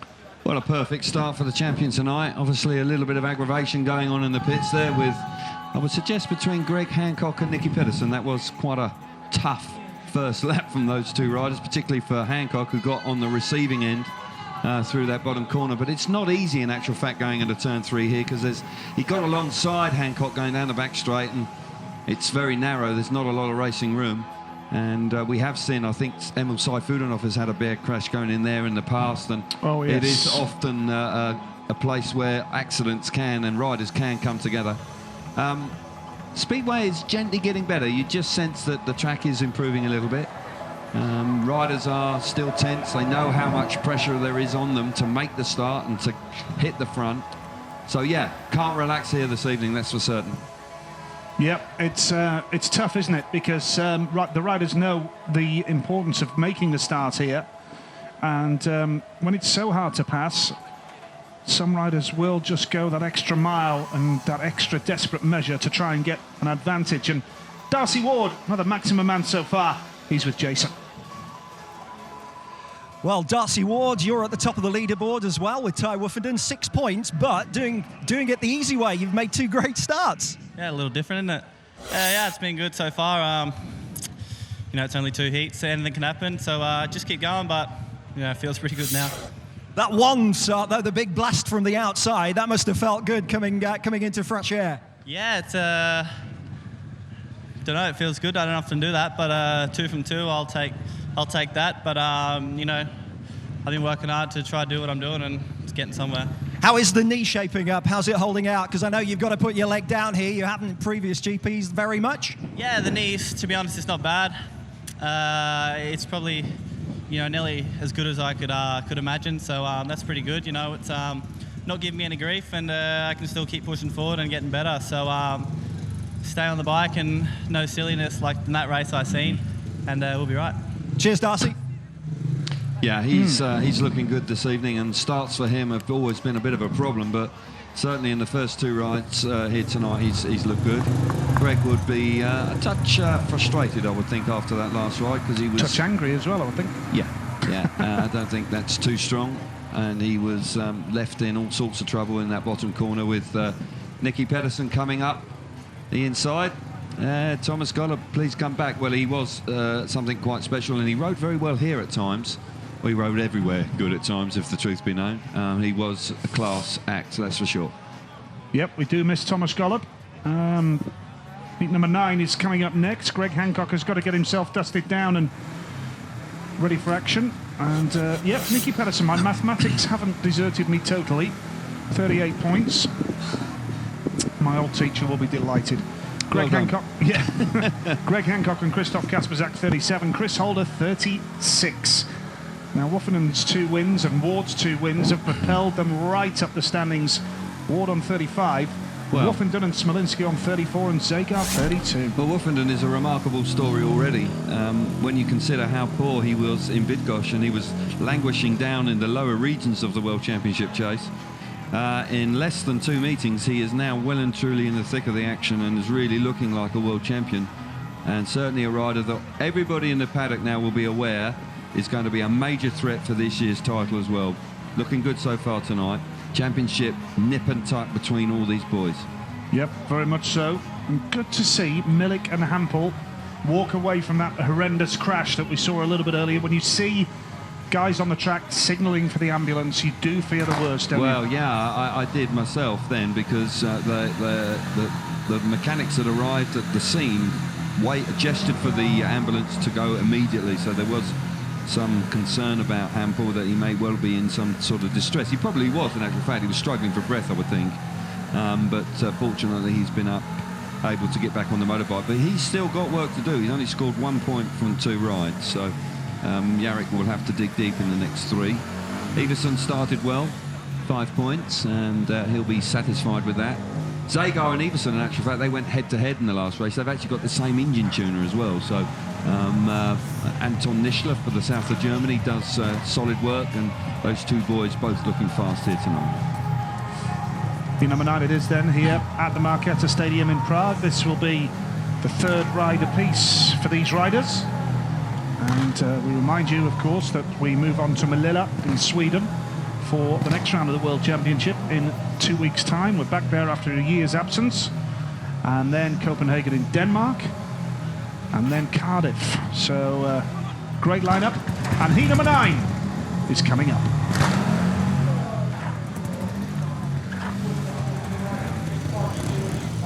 Well, there's Greg Hancock, a man who I'm sure will be wound up for points here. Be looking to make up for his last place there. But it's a tough old lineup. Kenneth Pierre had a bit of speed in his opening ride as well. As we build up to heat number 9, he's going off the inside gate in the red helmet colour. Troy Batchelor hasn't scored yet. And as you said earlier, Kelvin, that's a disappointment for him because he had a good performance in Tampere a fortnight ago. 10 points, double figures. He looked a lot better, and both those riders that you mentioned there, Hancock and Batchelor, will be very keen to get amongst the points this time.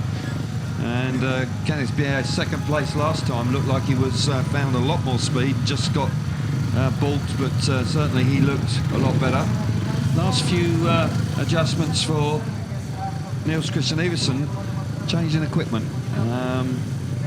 Looks like that may well be a clean bike, so he's decided to give this one a run out, see if he can find a little bit more speed. He's had a good start to the night, so he's got that 5 points in the bag, wants to make sure he's on the right bike. Here we go then, heat number 9, another terrific lineup. Third ride each coming up for these 4 riders.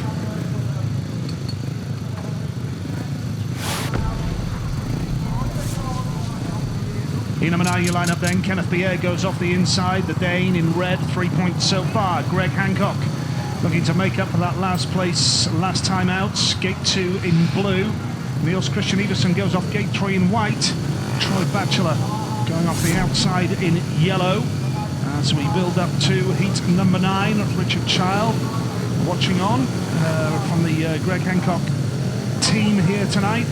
Kenneth Pierre going off the inside gate in red, back in the GP this year after an absence of last year, of course. And very quick on his day as well, Kenneth Pierre. Off the inside gate, a teammate of Iversen's in Kings Lynn in the UK, and what a fantastic season the Stars are having as well. As we build up to heat 9 then. Wait for the green light, here we go, heat number 9. And Hancock's made a good one off gate number 2 in blue. Superstar from Greg Hancock. And now around the outside comes Iversen down the back straight. Oh, lovely move from Niels Christian Iversen in white. Got the drive coming out of turn 2. And that was a lovely move from Iversen. Hancock is second. Batchelor now is putting Hancock under pressure.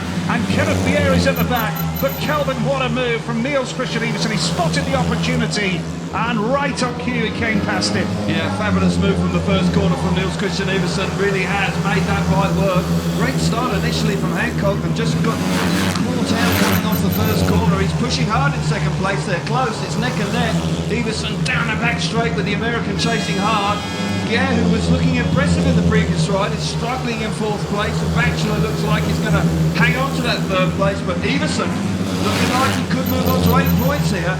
He's enjoying the best Grand Prix of the season so far. Change of bike, and it's paying dividends here. Yeah. From Niels Christian Iversen.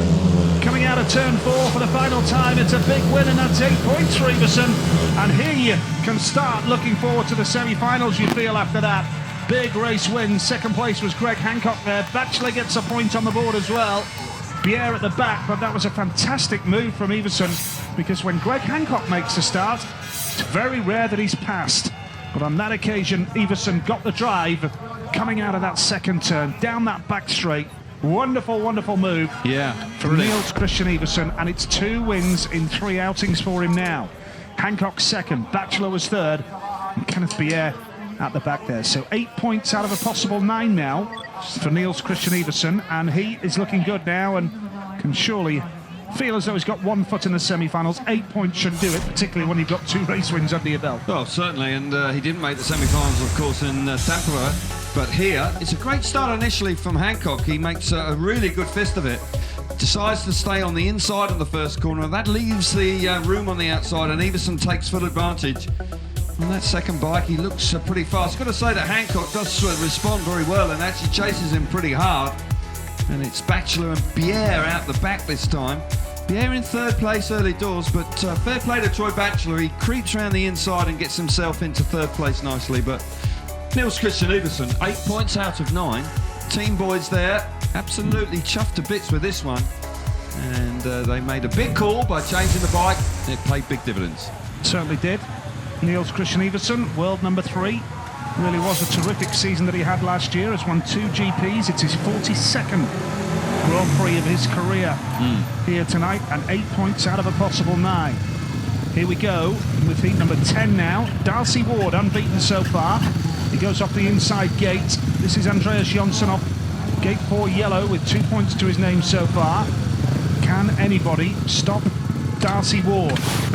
He goes off the inside gate then here in red.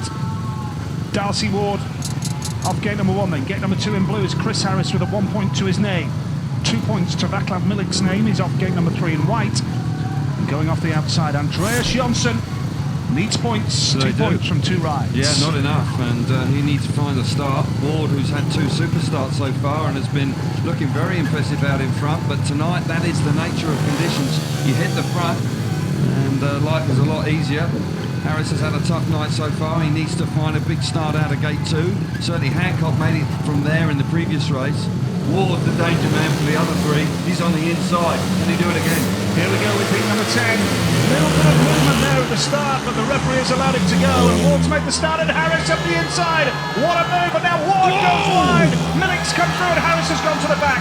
The lead here is with Darcy Ward, and Jonsson now is challenging Vaclav Milik, but Milik holds his nerve, and now Jonsson just comes through. Harris is having a go as well, but Darcy Ward has that lead, looking set for a 3rd straight win here.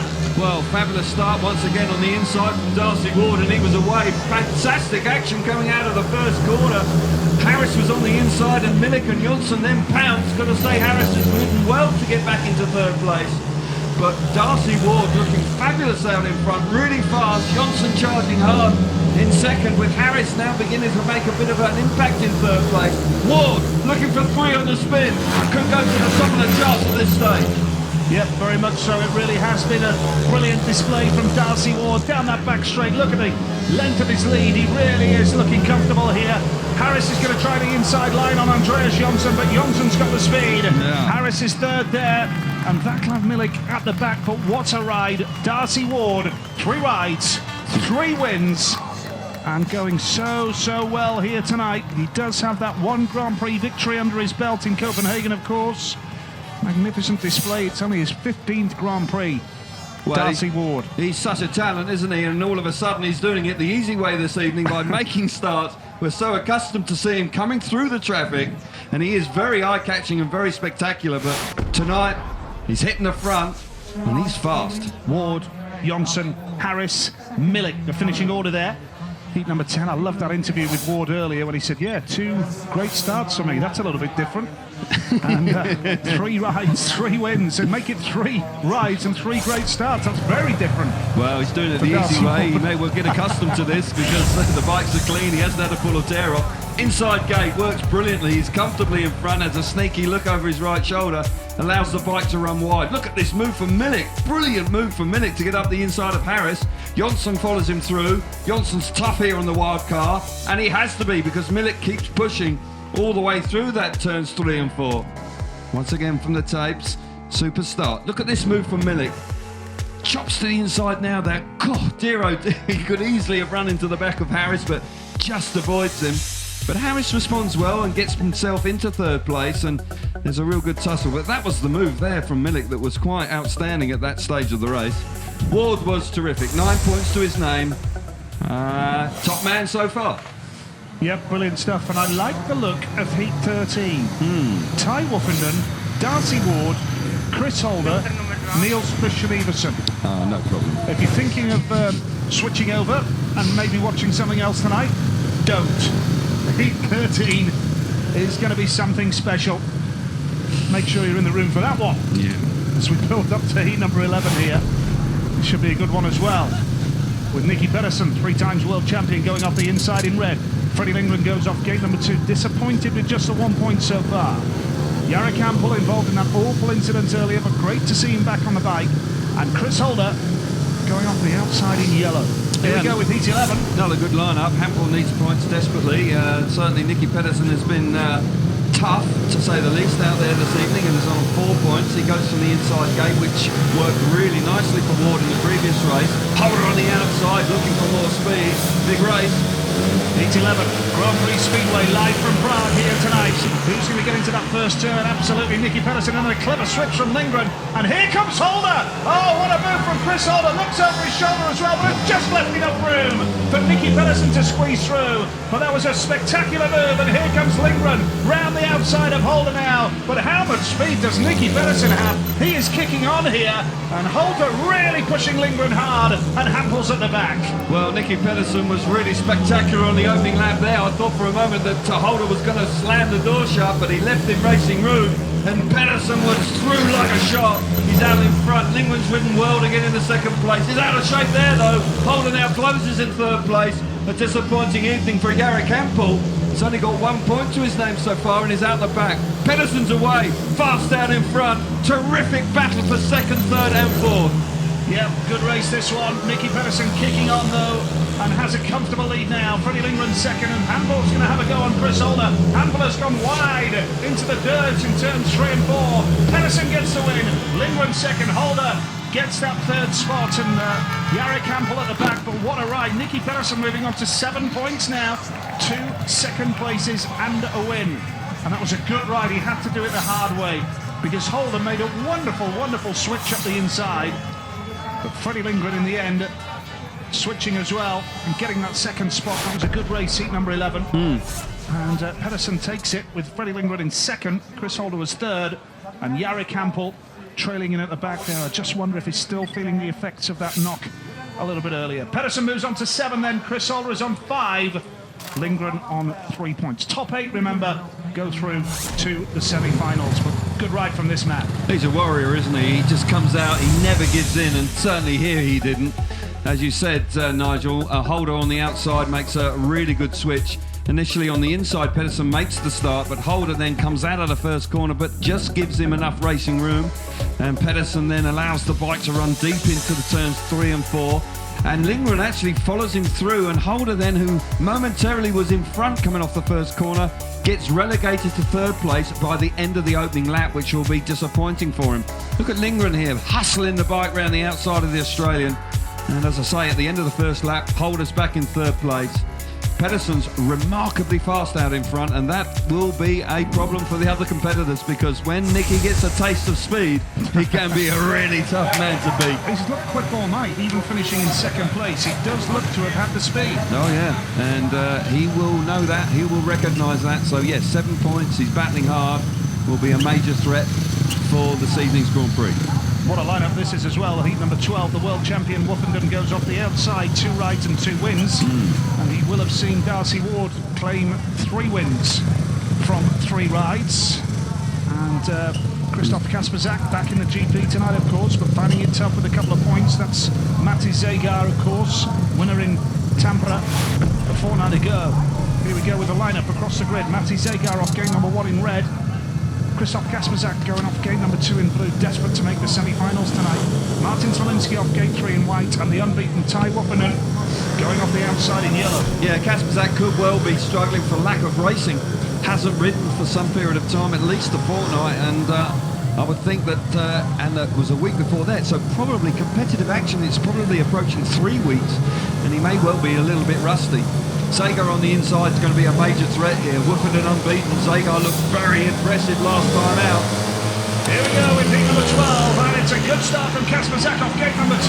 Woffenden's been squeezed out at the back. Zegar comes through. Super ride from Matti Zegar. Here comes Kasperzak on.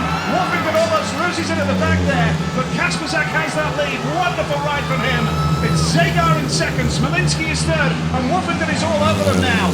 Woffenden's going to try desperately to come through past Martin Zwolinski. He's done that one. He's moved into third, but Kasperzak, wonderful ride from him. Yeah, absolutely. Superb start, but Zago is a major threat in second place, and Woofenden now has got the better of the German Smolinski. He's through to third place. Kasperzak hanging onto the motorbike, the bike pulling his arms off through turns 1 and 2. Zago in second place is definitely a threat. Just over a lap to go. They're coming out of the bottom corner. Kasperzak out in front, the world champion in third. Good Speedway race. Yep, Kasperzak has that lead and looks as though he may have just done enough, although Zagar has got speed here. He's looking really quick. Zagar's trying the outside with his switch. He's going to try and switch up the inside to the line, and Kasperzak holds out. Good stuff from Krzysztof Kasperzak. Matti Zagar was second, Ty Woofenden third, Martin Smolinski at the back, and that was good stuff from Krzysztof Kasperzak. But he is uncomfortable down the back straight. Yeah, struggling with that knee. You could see it through the turns 1 and 2 late on in the race, Nigel. The bike was pulling him really hard and he looked uncomfortable on the bike. He did so well to hang on, and there's no question he's feeling uncomfortable as he rides back into the pits, but it was a super ride from him. Great start out of gate 2. Got to give him a lot of credit. Zago fast again in second place. Needed that win as well. Kasperzak puts him on a 5. Zagar second, Woofenden third. And it means now that Ward is the clear leader with Iversen on 8 and a host of riders on 7. Pedersen, Zagar and Woofenden. Yeah, Kasperzak struggling there. He's had intense therapy, pain written all over his face. He really does not feel... Oh dear, that doesn't bode well, does it, for the rest of the night? Head in his hands. He's not making it worse, is he? Well, it will be. Yeah, absolutely. It's a serious injury and he's had all sorts of treatment. Brilliant start from him. Real bit of action on the outside between Smolinski and Ty Woofenden, and Smolinski makes the world champion work hard. Zagar down the back straight. Look how that tight that was, and great commitment there from Kasperzak to get the better of Zagar. Squeeze him around the outside. Zagar on the back wheel. Fabulous throttle control with Smolinski initially chasing him in third place. Watch this start. Bike dug in and drove forward brilliantly to the first corner. Superb ride there. But he's struggling. Look how he's struggling. He can't put his foot down with real confidence, and I think he's going to find it difficult for the rest of the night.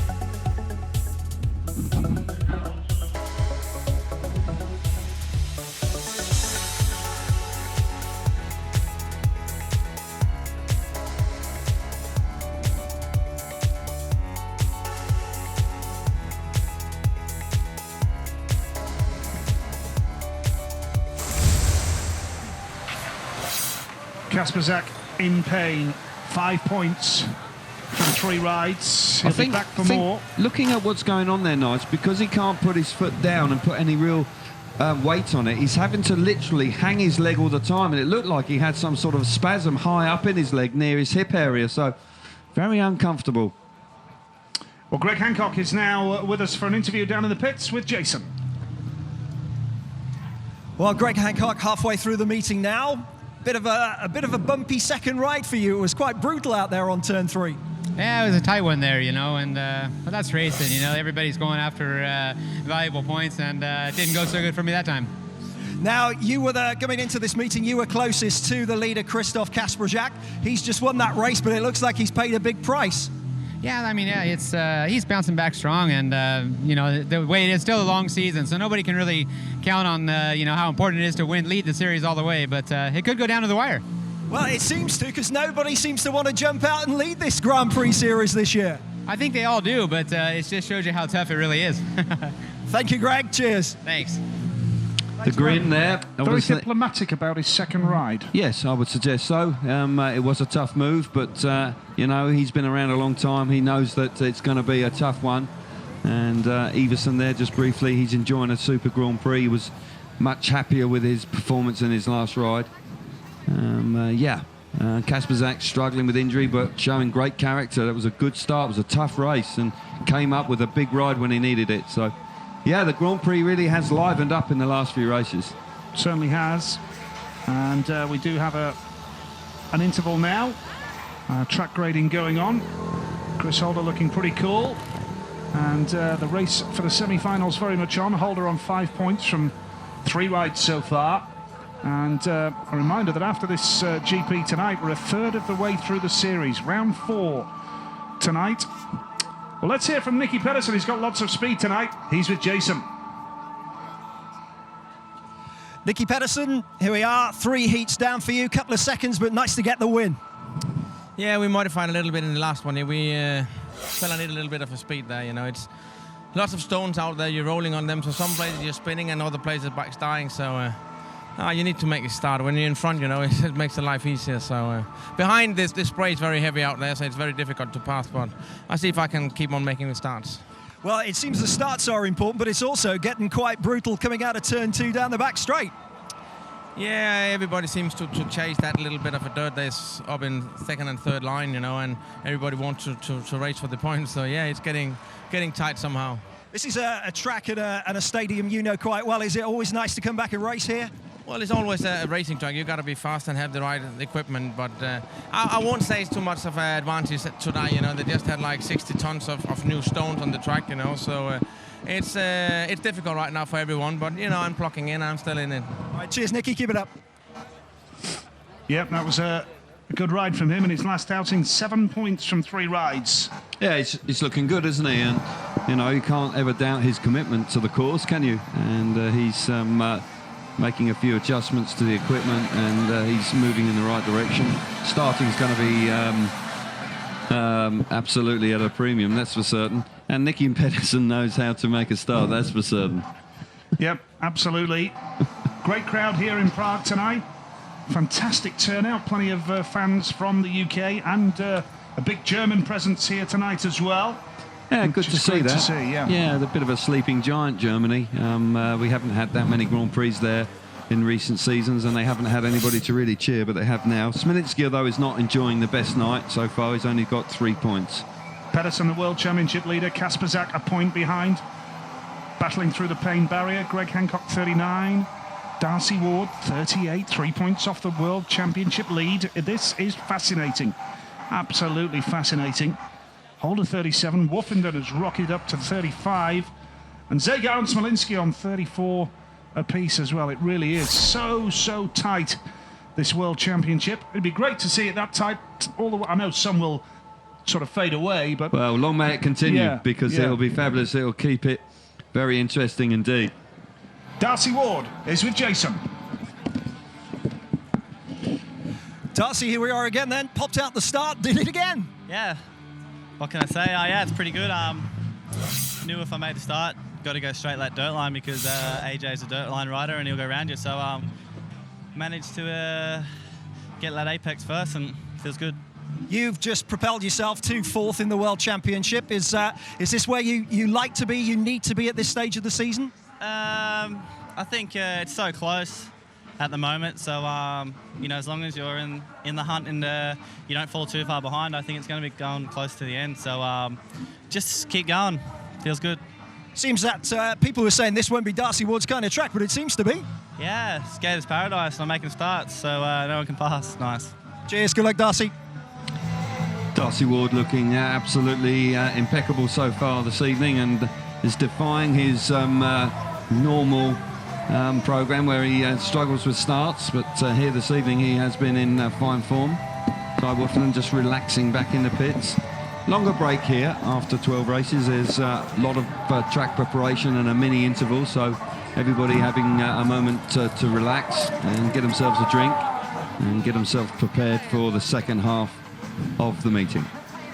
Yeah, and there is a party atmosphere here as well, Kelv. When you walk around the stadium, there's the barbecues, there's the bars, the souvenir shops. You know, it really is it's a good occasion here in Prague, isn't it? It is. They do themselves proud, and it's a vibrant place, full stop. When you go into the city, it's full of tourists and enjoying themselves, bars, restaurants heaving with people, tours going around the place. It's quite a special place. Boys just looking on there, Darcy Ward and the 2 Aussie boys and Holder having a look. Tyre pressure's being done on the Woffenden crew, making sure they're spot on. Just missed out last time where Smolinski made him work really hard in the first corner, but I'm sure he's not panicking too much. He still sits comfortably on 7 points after 3 rides, so he's in the thick of it. It's going to be a tough night though.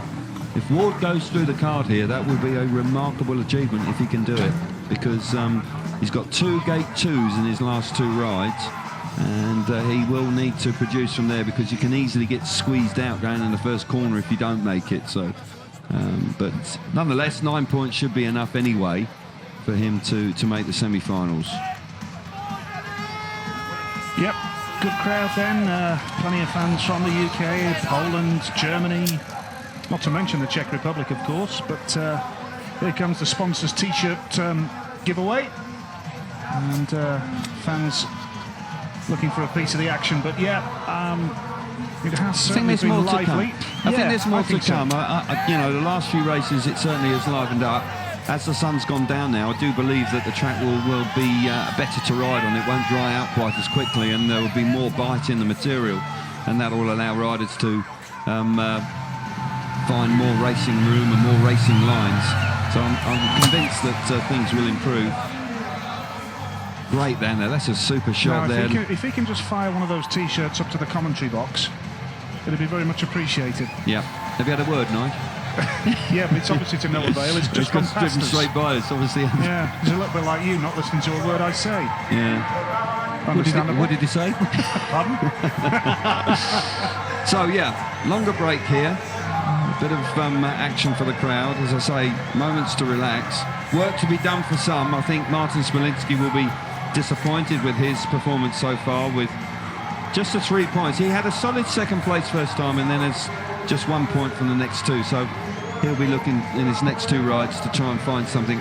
As we said at the top of the show, he's made 3 semi-finals so far, and of course he won in New Zealand. So he'll want to keep that going if he can. Yeah, and it's an opportune moment, I think, to say hello to all our viewers in Australia. With Darcy Ward leading the GP tonight on 9 points from 3 rides, and Woofenden doing pretty well. Of course, Woofy lived his childhood in Australia, although born in Britain. Chris Holder there in the Chris top Holder 8. up there as well. So we say hello to all our friends in Australia and former riders, no doubt, that are enjoying the GP coverage. Jason Crump, Lee Adams, former GP riders from recent years, of course. We've had some terrific Australian riders doing battle here in Europe down the years, and you guys are missed. Lee and Jason and all the boys. It's certainly legendary status, and they certainly contributed so much to Grand Prix Speedway. But now there are new stars appearing. This man's one of them. Darcy Ward another. There's a new generation here. And here is the World Championship standings. It is But one of the old guard leads the World Championship. Oh, Remarkable. yeah. Pedersen at 37, still charging hard. Hancock at nigh on 44 is well and truly ensconced in the top 4. Holder there in 5th. Steady. Woofenden will be looking to bounce back here. A little bit of a chat before they get ready for the restart of the meeting in Heat 13. 13, as you mentioned, Nigel, is a terrific lineup. Ward and Woofenden going head-to-head. Holder on gate 3 against Everson. It really is a tough one to call. I tell you what, though, it's a great race to win. Oh. What a boost to your confidence on the night. Ward won that real showdown in Heat 8 earlier on. And you've got to say that's boosted him because he's continued on in fine style. So, yeah, Heat 13 is a cracker. As you said, don't go out and make a cup of tea in a minute. You want to be in front of your TV set. Don't miss it. Yep, very much so. If the pizza delivery guy is ringing the bell right now, just make him wait. Tell him hang on, yeah. Or invite him in to watch the race. Why not? Here we go, heat number 13.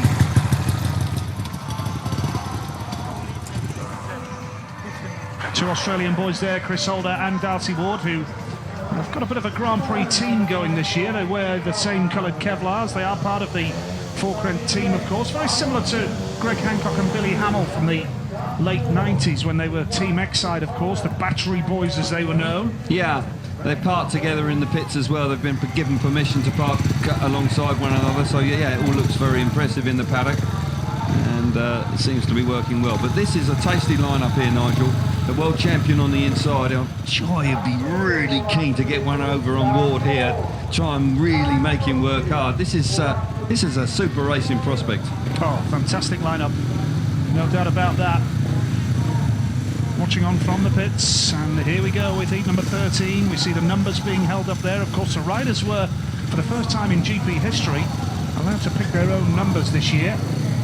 And this is a tasty heat number 13 coming right up. Here we go, the restart of the GP.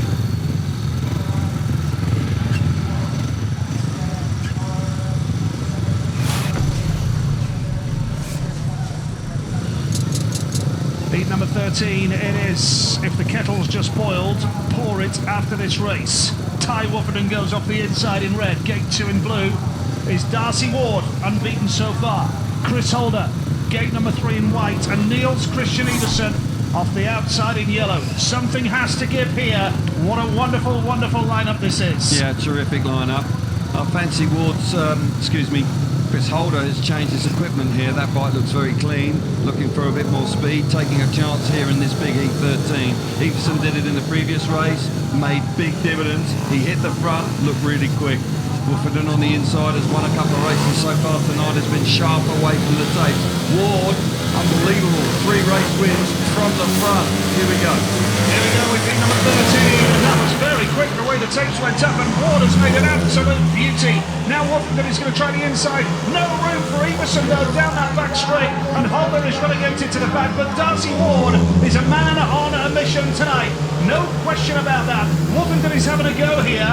Third place is Niels Christian Iversen, but Darcy Ward, what a performance from the young man. Absolutely gating superbly, although Wofferden's having a go here now. Wofferden's fast, Nigel, and I would suggest that Ward's going to have to ride a real sterling effort here because Wofferden's working the track really well. Iversen, you said there was no room, but he made room, and he got into 3rd place down the back straight, and Holder disappointing out the back, but look at Ward go. He's flying tonight. 4 starts out of 4, looking like he could well reel off 4 wins. Brilliant stuff from the Aussie. Tonight's the night where Darcy Ward rockets himself into World Championship contention. He's down the back straight. Darcy Ward going into turns 3 and 4 for the final time. And look at the margin of victory now. Wofferden was pushing him a couple of laps ago. Yeah, too right. Wofferden 2nd place, Iversen 3rd, and Chris Holder knows he's a beaten man. He pulls up before the end of the race. But what a ride. Darcy Ward, 4 straight wins, and he's done it all from the start as well. Yeah, bike dug in on gate 2 and drove really hard all the way to the first corner. He'd be really pleased with that. Wofferden was threatening early doors, but as the race continued, you've got to say that Ward had more speed. He looked terrific out in front. Darcy Ward, 12 points to his name, unbeaten so far, dominating the Grand Prix. Ward the winner with Ty Wofferden 2nd, Niels Christian Iversen 3rd, and Chris Holder trailed in at the back. He knew it was game over for him just as he came out of turn 4. Just pulled up, slowed up as he went over the finish line, and look at that. Darcy Ward, 12 points out of a possible 12. Absolutely magnificent effort. And, well, it really is remarkable when you consider that only a couple of weeks ago there were stories doing the rounds that he was considering packing up for the year and going for surgery on that knee. Well, that's absolutely correct, and he's been very busy of late. Good stuff from Iversen to get into 3rd here, and Holder gets squeezed out, and he can't land a blow. Yeah, I don't know how many times that Darcy Ward would have made 4 starts on the spin. I shouldn't think it's very often. And I tell you what, good time to do it in the Grand Prix. Not bad. No, not bad at all. And he gets to the first corner, allows the bike to square off, and down the back straight they charge. Iversen does nicely to get into 3rd place here and ride strongly there. Thought Wofferden actually was going to be able to put a real load of pressure on Ward, but fair play to Ward, even though that's half a mistake there, he shows terrific composure and speed in front and has looked unbeatable so far. 4 starts, 4 wins, another gate 2 to come. He's looking good. Yep. 4 Grand Prix finals in 14 appearances for Darcy Ward. Ty Wofferden, of course, 7 Grand Prix finals in 27 GPs. Of course, he was a rider in the GP series in 2010. Before his fairy tale 2013. Here we go now with Heat 14 of the Czech Republic FIM Speedway Grand Prix here at the Markéta Stadium in Prague. Andreas Jonsson going off the inside in red. Matti Zegar goes off gate number 2 in blue. Level on 7 points with the man alongside him, Nicky Pedersen in white, and Troy Batchelor going off the outside. Yeah, I'm looking forward to this. Jonsson needs points and he's got the inside gate. I'm sure he's aware that that could be some advantage to him. Zago and Pedersen have been riding very well and showing great speed, and that head-to-head on gates 2 and 3 could be quite a tasty indeed. Batchelor will be frustrated with his evening so far. He has only got 1 point to his name from 3 rides, so he'll be desperate to try and get on the score chart. Good race again. Yeah, absolutely. Heat number 14 it is. There was a little bit of movement there, but Zegar's hit the first turn ahead of the rest, and now Batchelor tries the inside. Oh, Nicky's almost off it. Nicky Pedersen almost loses it, and he stayed on the bike, but he's out of contention. The lead here is Mati Zegar now, the Slovenian in blue. Andreas Johnson second in red, with Troy Batchelor third, and Nicky Pedersen at the back. Yeah, Zegar made a brilliant start from gate 2, and it looked like it was almost too good, and Pedersen certainly missed it. Then got it all out of shape in the first corner and very nearly came off the bike, and he's trailing well out the back. Zegar fast earlier on, proving it again here in heat 14. Andreas Johnson charging hard in second place. Pedersen not being able to get amongst the action, but the Slovenian, a winner in the Grand Prix for the first time 2 weeks ago in Finland, looking good again here in the Marketta. Zegar, who rides for the Bellevue Aces in the UK, has got that lead and is kicking on. Pedersen knows he's out of contention here, just rolling around at the back. But it's Mati Zegar who's going to take that victory, and although Johnson came on strong and really gave a good go towards the end, didn't quite have the pace. Batchelor gets a point in third. He won't make the semi-finals, but that was a big win for Mati Zegar. Moves him into double figures on 10 points, and another great night's work in the GP from Mati Zegar. Absolutely superb. And he's still in contention, of course. Whilst you're in the top 8 and into the semi-finals, you can still win the meeting as well. Oh, yeah. Pedersen finishes the race. Disappointment for Pedersen there, just got it all wrong through the first corner and very nearly came off the motorbike, but Mati Zegar full of confidence after winning his first Grand Prix a couple of weeks ago. Quick. Yep, very much so. Zegar, Johnson, Batchelor, Pedersen, the finishing order there. That was heat number 14. Super ride from Mati Zegar moves him on to 10 points, just behind Darcy Ward, unbeaten on 12 points. A magnificent display from Ward, a maximum man so far. But Zegar riding quite beautifully tonight. Yeah, he is, and when he gets to the front, he looks really calm on the motorbike. Great start. Gate 2, clear into the first corner. Pedersen missed it this time, just didn't make the jump at all, lifted violently there and very nearly came off the bike, and really and truly he had no chance from then on. Look how quickly the bike lifted up underneath him. He did well just to hang on, and then it bucks and slides, and very uncomfortable indeed. The absolute opposite for Zegar, comfortably out in front, showing plenty of speed. Got to give a mention to Andreas Johnson, who charged him down right to the checkered flag and was quick in second place. But the Slovenian having a little bit of a chat there. That's a good solid night's work, 10 points in the semi-final. He's looking okay. Johnson needs work. He's going to have at least 2 points, a race win ideally in his last one. Zegar now with his second successive double-figure score after his superb display in Tampere a fortnight ago. Heat 15 coming up. Here's Hancock, the man in red, birthday boy this week, 44 years of age. Jarek Hampel is off gate 2 in blue, has found life tough tonight after that crash here in Prague. Just good that he's up and about. Chris Harris, 2 points to his name. Flew in this morning after riding for his British club Coventry last night in a thrilling Elite League clash with Birmingham. Greg Hancock goes off the inside in red then here. Jarek Hampel, gate 2 in blue. From Poland, Martin Smolinski, gate 3 in white for Germany, and Chris Harris from Great Britain outside in yellow. That's your lineup for Heat 15. Yeah, Smolinski's been disappointing so far tonight. He's shown better form in previous Grand Prix, and he'll be really desperate to try and pick up a win here to give himself an outside chance of the top 8 here tonight. 2 wins, I would suggest, is what he's looking for. Hancock, well, he's had a tough night, in truth. He's got 5 points, but we've seen him turn his nights around. He did in Finland. He came from nowhere, got himself to the final, so don't rule him out. There we go with heat number 15. That's a great start from Smolinski off gate number 3, but Hancock beats him to the first turn, and Harris now switches up the inside of Smolinski, and it's all bunched up now, and Harris is challenging Hancock for the lead, but Hancock has got the drive. Now Smolinski comes around the outside of Harris, but Harris holds his nerve.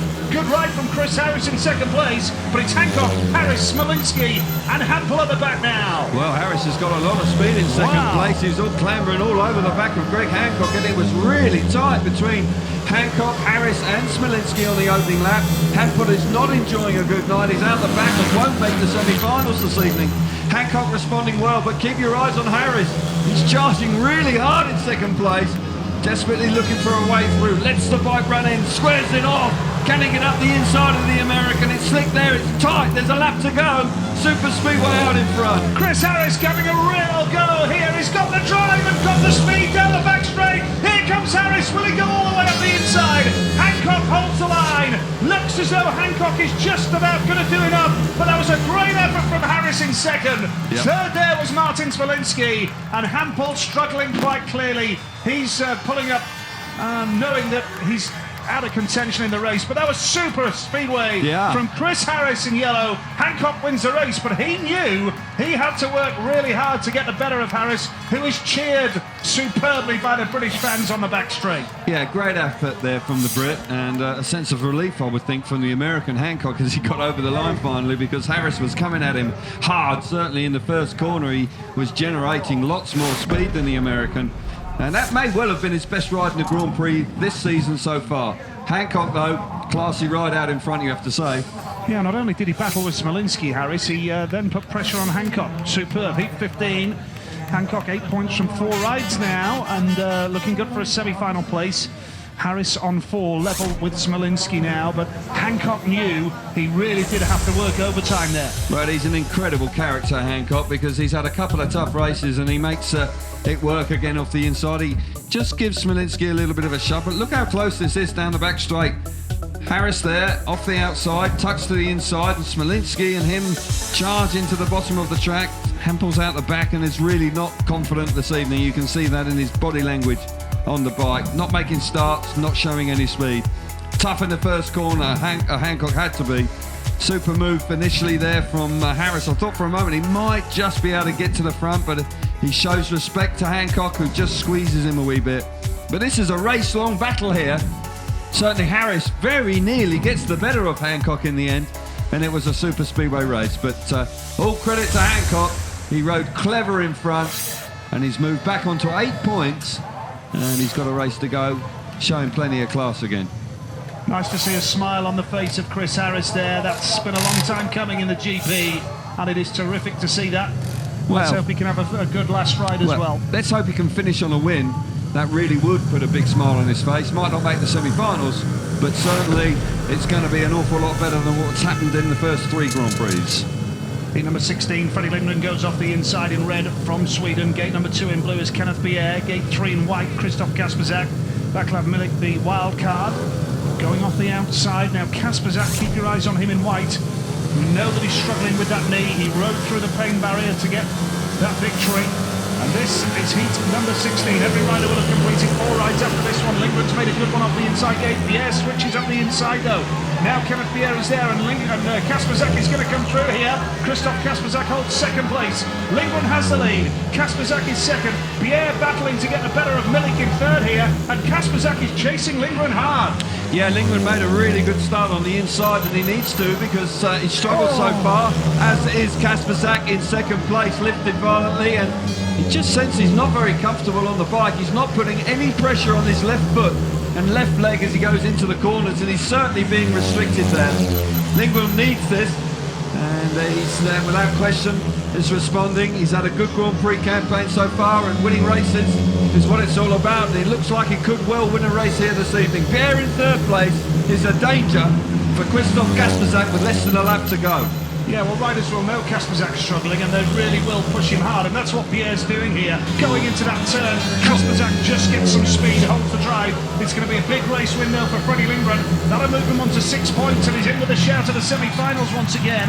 Kasperzak was second there, third was Kenneth Bier, and Vaclav Milik trailed in at the back. Every rider has now completed 4 rides, and that is a big, big win for fast Freddie Lindgren in red in heat 16. Yeah, really good effort. I'd suggest that Kasperzak, if he was fully fit, may well have put a lot more pressure on the Swedish rider, but Lindgren won't be caring about that now. He knows he's got 3 points to his name, and he's moved up into the top 8. And yeah, his last 2 rides have been a lot better. 2 and then 3 points, just 1 point dropped in his last 2 rides. Good stuff. Yep, so the win there was for Freddie Lindgren with Kasperzak second, and it does mean that Ward is the only rider unbeaten on 12, Zagar on 10, and then you have Woffenden and Everson on 9. Yeah, good ride from Freddie Lindgren. It looked like Kasperzak might well be able to put a real load of pressure on him, but Kasperzak clearly hindered by that left knee injury. He can't put any pressure on his left foot, and he's riding literally with his left leg just dangling. It's not really doing anything for him at all. He's hardly putting it down. He's got speed in the bike, but he just can't utilise it to its full potential because he is certainly being hampered by his left knee injury. Seeing the start again, there's Milik on the outside, can't get away from the outside. Good start from Lindgren on the inside, which has worked pretty well tonight. Got to say, the motorbike from Kasperzak is really quick. I think if he was fully fit, he would be really in the thick of the action. And it's damage limitation time here for the championship leader coming into them tonight. He's not leading it now, of course, but he can just pick up every point so vital. Bike leaping about underneath him, struggling to hang on to it, but 2 points is not too bad at all. But Lindgren in 8th place. He's on 6 points with a ride to go. He's got the inside gate again in his next ride, so every chance, you would suggest, of making the semi-finals tonight.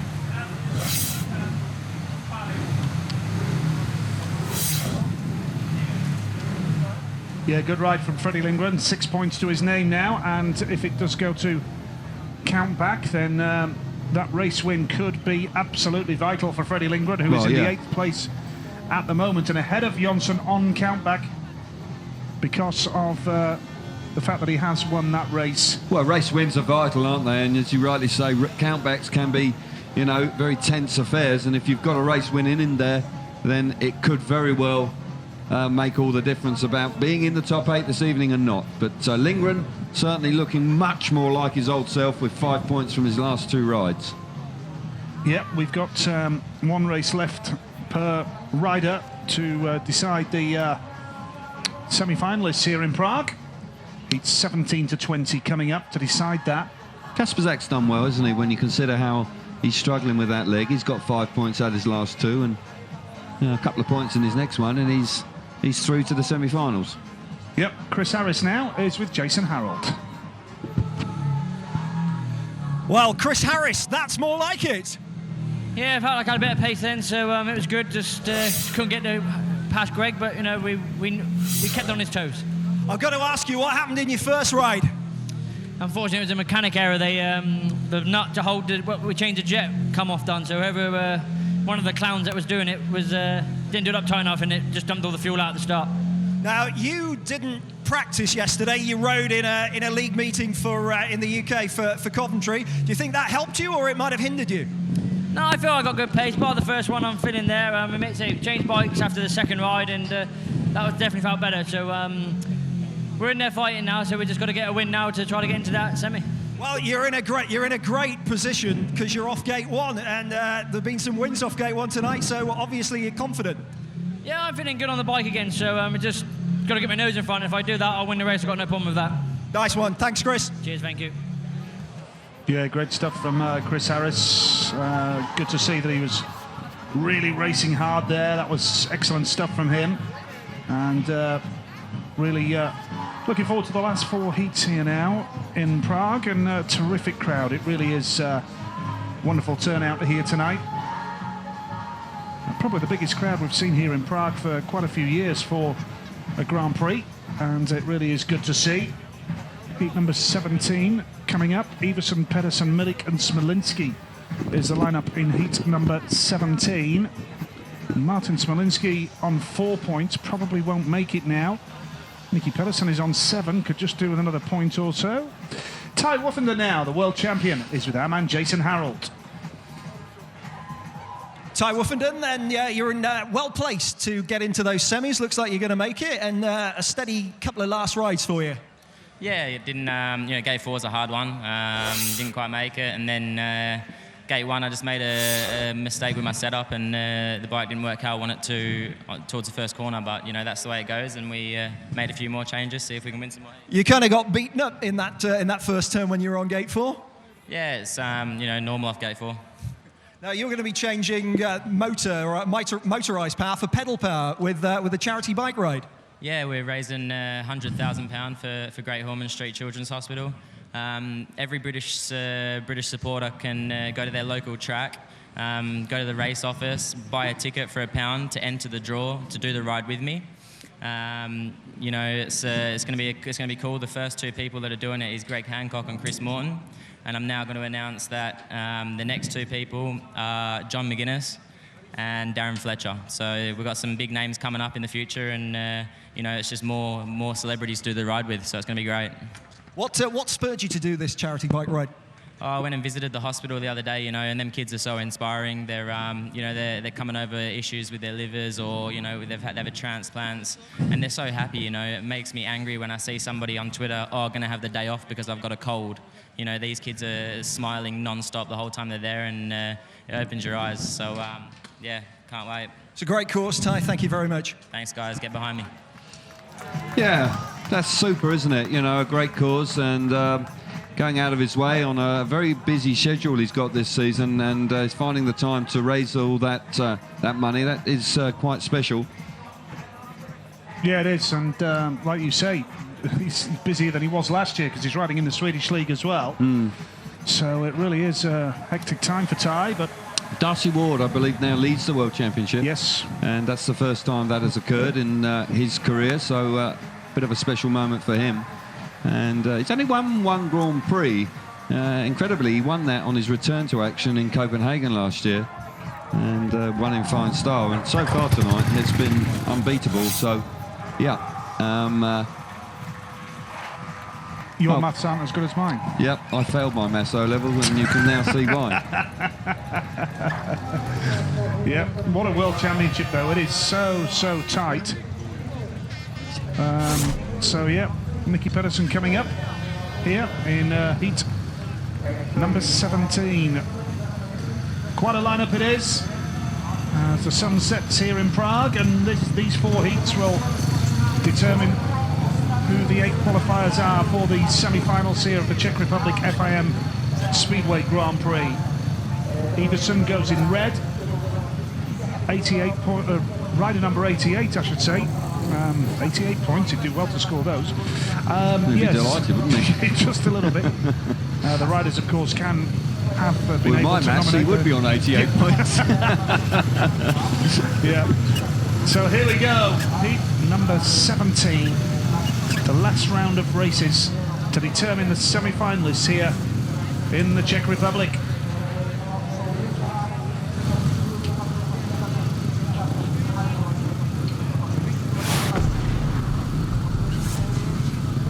There we go with heat number 17, then Niels Christian Iversen is off the inside in red.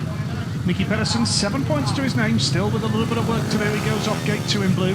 Vaclav Milik, wildcard, goes off gate number 3 in white. And Martin Smolinski goes off the outside in yellow. Yeah, he'll be disappointed this evening, Smolinski. With the support from Germany here, would have been absolutely desperate to make the top 8 in the semi-finals. Iversen, much better.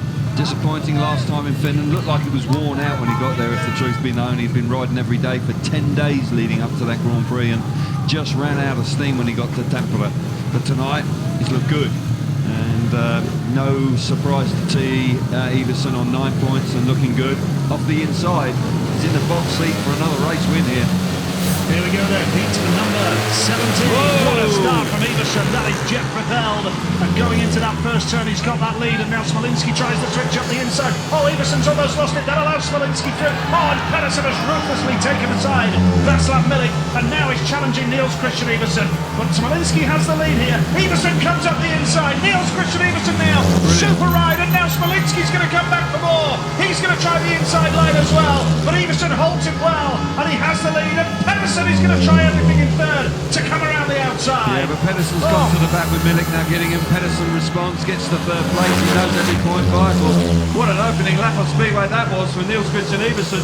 Threw the lead away and allowed the German to the front, and then responded as they went over the start and finish line to complete the first lap. Up the inside, Charles to the front going into the first turn. Has got speed out in front. He looks good, Iversen here.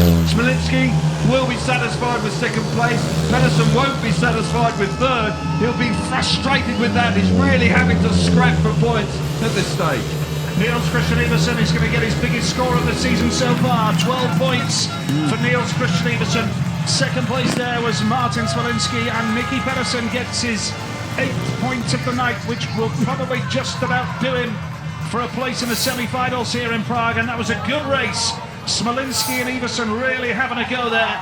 And Iversen keeping his cool. That's his third win of the night as well, Niels Christian Iversen. Well, he had to work overtime, didn't he? Because he threw the lead away. He lifted coming out of turn 2, and that allowed Smolinski in, but he responded brilliantly. Yeah, it was a win for Iversen. Smolinski second. Nicky Pedersen was third there. And it does mean that it's not enough for Smolinski. It was never going to be enough anyway with 4 before that race. Iversen on 12. And that third place for Nicky Pedersen, precious for him, because that will probably just about be enough. Well, that'll be interesting to see how it works out, but he's got a nervous weight, the three-time champion. Iversen off the inside makes a good start initially. I thought for a moment he may have jumped the start. He was so clear, but he lifted there coming out of turn 2, and that allowed Smolinski up the inside, but Pedersen in on the act as well. This is a really good move. Iversen then switches back to the inside and allows the bike to get up the inside of Smolinski as they start the second lap. Sweeps right wide. I thought Smolinski might be able to get back up the inside and replay the compliment, but he can't. Niels Christian Iversen on that second bike looks really fast here tonight. 12 points, he's enjoying his best Grand Prix, comfortably through to the semi-finals. The world number 3, he means business tonight. You can't discount him. No, super right. He really has been in the thick of the action tonight. It's ridden quite beautifully. Great stuff from Iversen as we prepare for heat number 18 now. Good race. Yeah, what a lineup this is with Lindgren, Jonsson, Woffinden and Hancock. Yeah, all looking for, obviously, to continue on their way. 1 or 2 riders are in the top 8. Certainly Greg Hancock on 8 points wants to keep pushing on. He's in the World Championship chase, well and truly in there. Freddie Lindgren battling back with a really good race win last time and is in a good starting position coming off the inside. The Swede enjoying a good season in the Grand Prix. Woffinden has turned his fortunes around. He's been in good form tonight. He's coming into this race on 9 points, and he'll be looking to try and build on that out of gate 3. And the 2 Swedes on the inside certainly will be looking to really push on hard here. The meeting's boiling up nicely. Certainly is. Heat number 18 it is then. Lindgren needs points off the inside, so does Jonsson. And plenty on the line here in the build-up to heat number 18. Woffinden has started quite beautifully with 2 wins for his opening 2 rides here. But needs to follow that up as well. The race for the world title wide open once again. Yeah, it is, and Andreas Jonsson on 6 points has battled really hard. He's had 3 second places and a 0, so he's desperate for a win and still could make the top 8. Lindgren off the inside needs points, so does Jonsson off gate number 2 in blue. Ty Woffinden gate 3 in white, 9 points so far, and Greg Hancock going off the outside in yellow with 8 points to his name. Yeah, and 8 points won't be enough for Andreas Jonsson, you would suggest, because that would mean he gets 8 points, but he hasn't had a race win. So a win for Jonsson is vital if he wants to make the top 8 this evening. Hancock, of course, has ridden well. You've got to say, apart from that blip when he was off gate 4 and he got really squeezed out hard on the opening lap, he's been right there and has won a couple of races already this evening, as has the world champion. Riders and mechanics alike keenly looking on this race. We're coming to the business end of the night. Precious World Championship points on the line. Yep, here we go then. Heat number 18 it is. Jesper Steentoft with his finger on the button, and Woffinden's made a beauty from gate number 3. What a start that is from Ty Woffinden. Lindgren holds second here, and Jonsson's come through into third at the expense of Greg Hancock, who has to get off the gas at the back, but Ty Woffinden has that lead. This will put him on to 12 points, and they'll sail through to the semi-finals, but Lindgren's got some speed here. Freddie Lindgren having a go on the inside line, and you do feel that 8 points for Freddie Lindgren with that race win under his belt, that should be enough for him. Yeah, he'll be hoping so. He's having a real good go in second place, and Woffinden was electric away from the tapes out of gate 3. Certainly the tweaks of the bike he was chatting to Jason Harold a little bit earlier on has worked and paid big dividends. Disappointment for Hancock. I didn't expect this. He's out the back and he's tailed off, and Andreas Jonsson won't make the semi-finals this evening. Third place will not be enough for him, but Woffinden out in front, going to move on to 12 points. He'll be in. He's looking good, the world champion. Won here last year. It's okay. He can still do it again, remember. It all boils down to the grand final. Ty Woffinden of Great Britain, the reigning champion, is through to the semi-finals with a 12-point score. to his name, and look what it means to him. He punches the air with delight. Plenty of British fans that have made the trip across here, big numbers from Great Britain, and they are delighted with the performance there of Ty Woffenden. A big win for him in heat number 18. Super ride from Woffenden. Lindgren had pace there, moves on to 8 points, and that moves him into the top 8. Jonsson was third, he misses out tonight, and Greg Hancock out the back. Hancock still comfortably in the top 8 because of the 2 race wins. He's above Pedersen and above Lindgren on the countback because of his 2 race wins. Woffenden on 12, Hancock on 8. And Woffenden delighted with that victory. What a start. The bike brilliant to the first corner. Really good reaction, drops the clutch spot on, and the bike drives really hard to the first corner. Hancock gets shoved wide there and is literally squeezed out in the opening lap and just can't land a blow. Doesn't have much speed in this race. Lindgren did, though. You have to say he chases hard throughout the race and he puts a little bit of pressure on the world champion, but to be truthful, at the end of the day here, you would suggest that Woffenden rode a nice race and was pretty comfortable. And Andreas Jonsson will be disappointed. He's ridden really hard. He's ridden his heart out here this evening, but hasn't managed to get to the top 8 this evening. But this man has turned his world championship around so far this season. The last one where he got 16 points and finished second. He's already on to 12 tonight with possibly 2 more rides to go. So the world champ looking like a champ. Puts him on to 40 Grand Prix points.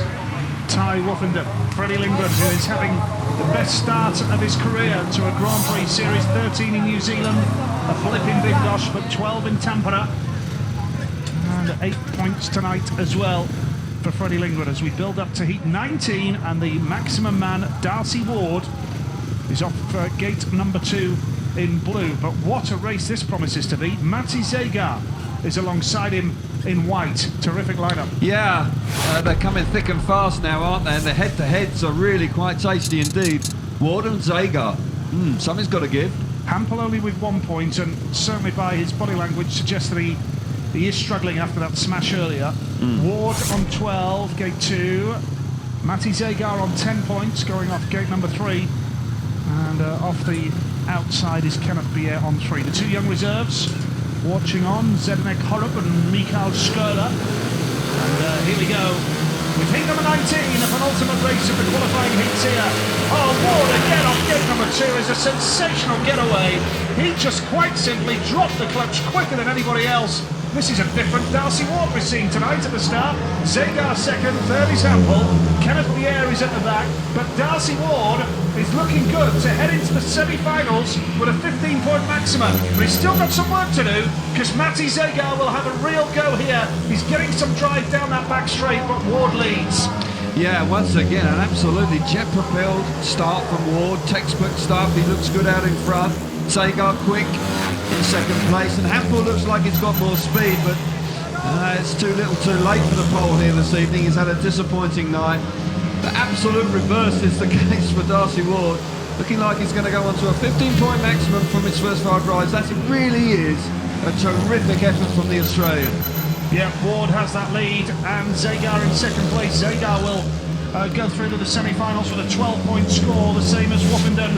But Darcy Ward is going to go through with a full house, 15 points out of a possible 15, and that is a stunning display from Darcy Ward, whose season could have been over a couple of weeks ago, but he persevered, he battled through, he went to Torun for specialist treatment in Poland on that knee injury, and my goodness, he actually said on Twitter earlier today, I really wish I was 100%. Oh my goodness, if he's only 70 or 80%, he's not doing bad. Not bad. Ward the winner, Zegar second, Hampel was third, and Kenneth Bier at the back. A 15-point maximum in the qualifiers for Darcy Ward of Australia, ahead of Ty Woffenden and Niels Christian Iversen and Matti Zegar. 3 riders on 12 points apiece.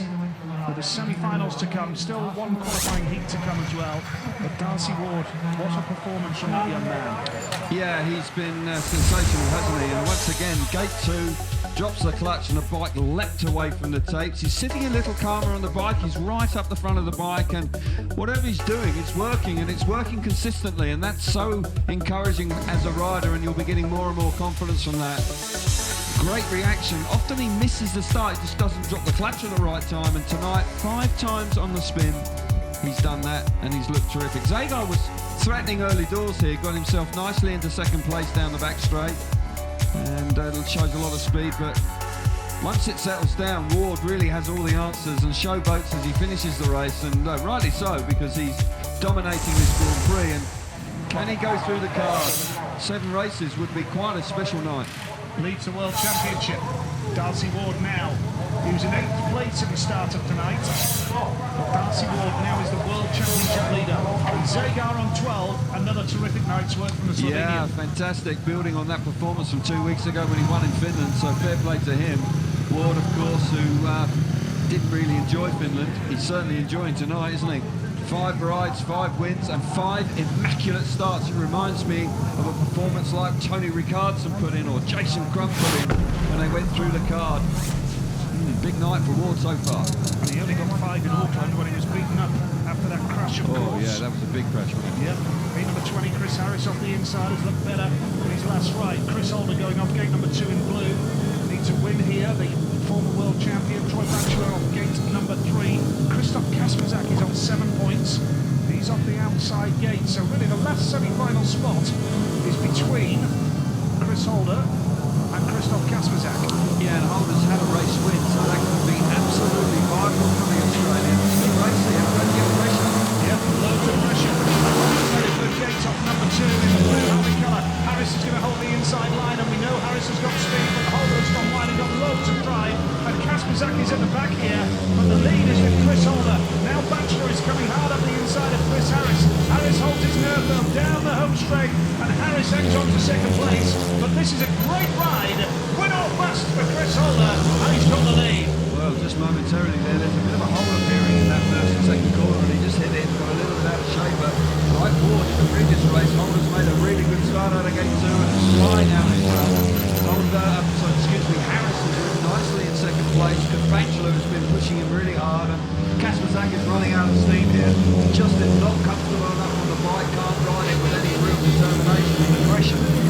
Holder is the exact opposite. He's out in front, looking fast, looking good, looking like he's going to the semi-finals. And a much better night for Chris Harris as well, because he's going to finish on 6 points. Kasperzak has pulled up at the back, by the way.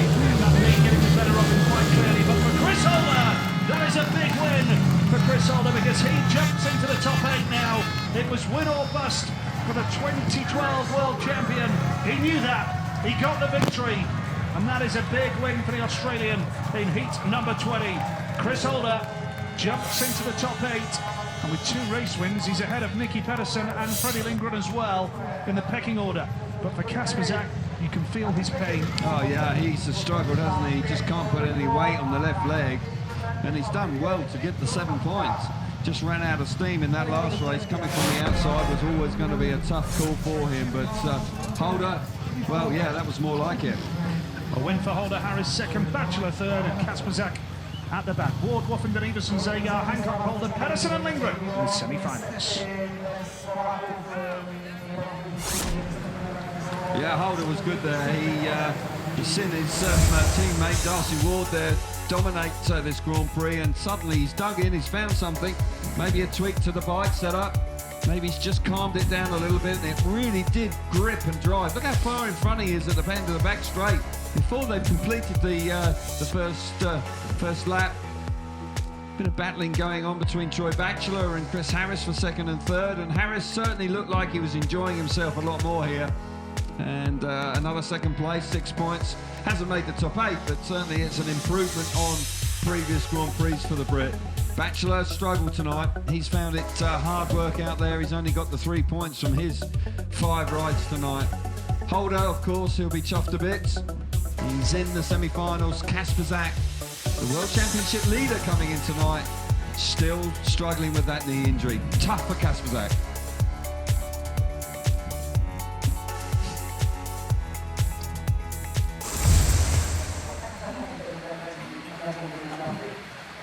Yep, Chris Holder needed that win. He knew it and he responded, and he's shown again what great character he's got under pressure.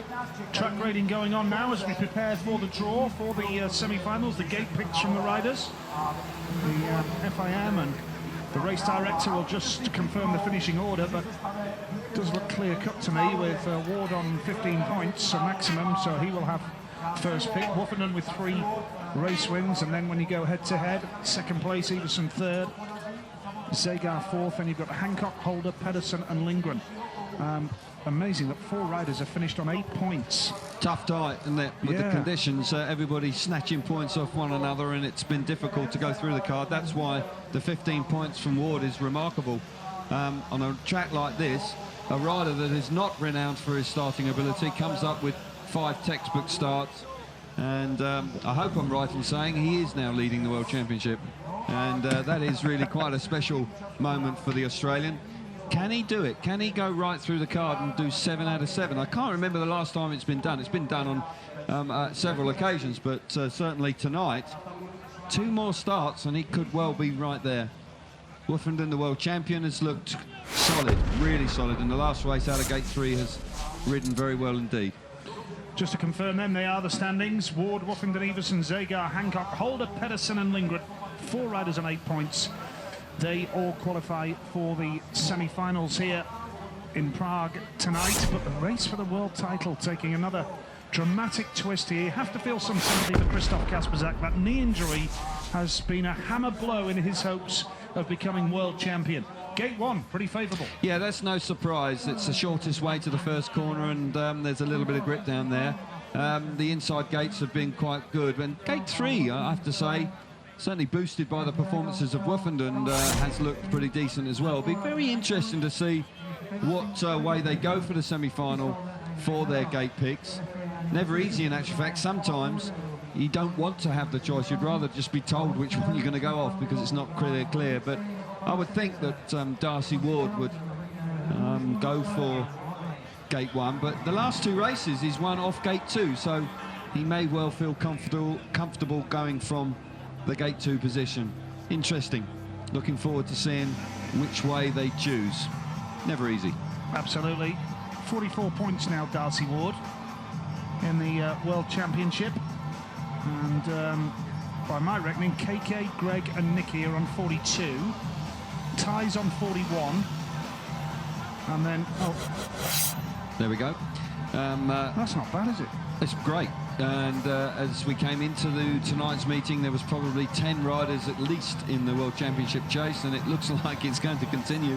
Woffinden, the big mover, alongside Ward, of course, charging up the charts.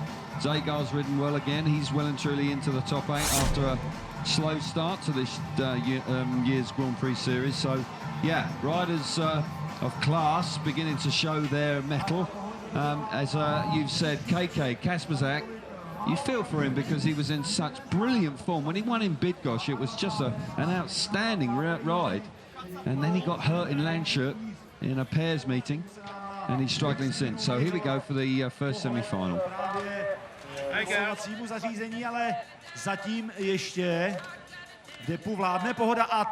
Track preparation going on. Track's been okay, a little bit slick, tough to pass. Starting, of course, has been of paramount. Fans just relaxing before the 2 semi-finals. Here we go now for the pick. Ward's in the hot seat. He comes up. Will he go for 2? He won the last 2 rides from gate 2. Yep, he fancies that. And he goes out of gate 2 in blue. Zagar looked fast tonight. He has looked fast. Goes to gate 3, fancies the opportunity to sweep round, or if he doesn't get there, he could turn back to the inside. Holder won't be too unhappy about going off gate 1. So the 2 Aussie boys in the same team going head-to-head in the first semi-final, and Nicky Pedersen comes off the outside. Don't rule him out. He can always pull off something quite miraculous. So, first semi-final done. Ward off gate 2. Be interesting to see Holder, his teammate, off the inside. Zagar off gate 3, and Pedersen off the outside. Second semi-final coming up. World champion looking good, isn't he? Oh, yeah. He's been riding so well. He comes up. Well, he got 16 points in Tampere. Certainly did. 12th tonight, 28 points in 2 meetings. Not bad. Terrific. Not an easy choice for him. He's been winning. Probably he's made starts from everywhere. But gate 2 again is the favoured choice for the first pick in both semi-finals. Everson That might well have made his mind up for him. He's quite comfortable to take the inside gate, so yeah, he's pretty satisfied with that. Hancock, I would suggest, will go gate 3. There you go. Absolutely, not too bad. And Lindgren will be then having to make the best of it from the outside. The outside has proved to be tough tonight, Nigel. The only thing I would say with Freddie is he is very good at going wide and then doing the cutback move. Might work, but it's a tall order. It's tough, no doubt about that. The beautiful city of Prague. But this World Championship race ahead of the semi-finals, it really is absolutely fascinating now. Darcy Ward, 44. Christoph Kasperzak, who won right again tonight, 42. Greg Hancock and Nicky Pedersen also on 42. Ty Woffington and Chris Holder, 40. And Matti Zagar, 39. Who will be the World Championship leader going to Melilla in 2 weeks' time? Looks like it will be Darcy Ward, but anything can happen over the next 3 heats. Well, yeah, and often does. And not always easy once you've dominated the meeting to then continue on. You know, you pressure on you then to keep winning. And 7 wins is no easy task. So Ward will be desperate to make sure he gets to the big final, having dominated the first 20 races. And he's picked his favoured gate. He's won his last two rides from gate 2. And he's coming out of gate 2 in the first semi-final. But what a first semi-final it is, Nigel. Holder, Ward, Zagar and Pedersen could easily be a final. Riders now preparing for that big semi-final. Pedersen keen to get on with it. I'll tell you what, I'm wondering what he's going to do here, Nicky. From gate 4, he'll know there's only one race win. He's got to have to pull something special out here. Yeah, and you wouldn't put him past him doing something pretty special. Hancock just having to be patient. He's coming out of gate 3 in the second semi-final, but Pedersen up early. He's on his bike, keen, raring to go. Gets the hairdryer treatment. And yeah, it's a pretty hot, humid evening here in Prague. We've seen some fast and furious speedway as well. Brilliant lineup, brilliant lineup. Holder suddenly found a start in his last ride, didn't he, Nigel? And he got him quick, so fast. Ward, obviously. This is when it's a little difficult. These two boys have been teammates in several clubs around Europe, still are. Big pals as well. Big mates. But now you've got to put that to one side because they are alongside each other in the first semi-final on the tapes. And you cannot allow any sympathy towards one another. You've got to get to the front. You've got to get to the final. I remember Darcy back in, 2010, he used to follow Chris around the GP circuit, and there was a bit of a joke that he was Chris's manager. Yes, that's right. I remember that. Yeah, he'd just follow him around just to lend him his support. Fancied a weekend away. And he thought, right, I'll go and support Chris in the GPs. Now he's up against him. And now he's the danger man. With the world title on the line. Exactly. So that dynamic has changed very differently indeed. He's the man now leading the World Championship. Been dominant here this evening on 15 points. And Chris, the former world champion, will do very well to beat him. Zagar is also a threat, isn't he? He's certainly has looked good tonight. Bike's fast. Anton Nischler doing a good job for him. Certainly the two Oslo boys with the PJR engines in, they've been fast again. And Pedersen on the outside. What a first semi-final we've got here. This is going to be a real treat.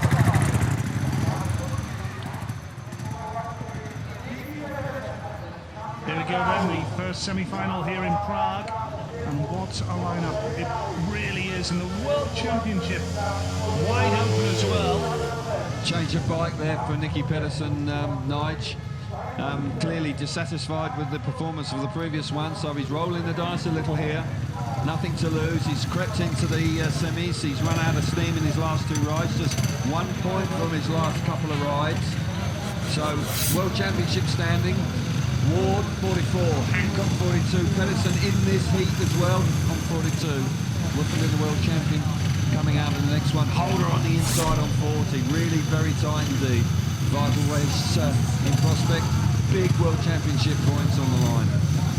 Absolutely, mouth-watering lineup here in Prague. And we hope you've enjoyed our coverage once again here tonight on this hot evening in Prague, and it's going to be tense on the start line there.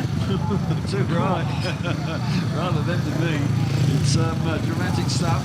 But it's been tough tonight to pass, but now we're coming to the business end of the night. A really interesting first semi-final.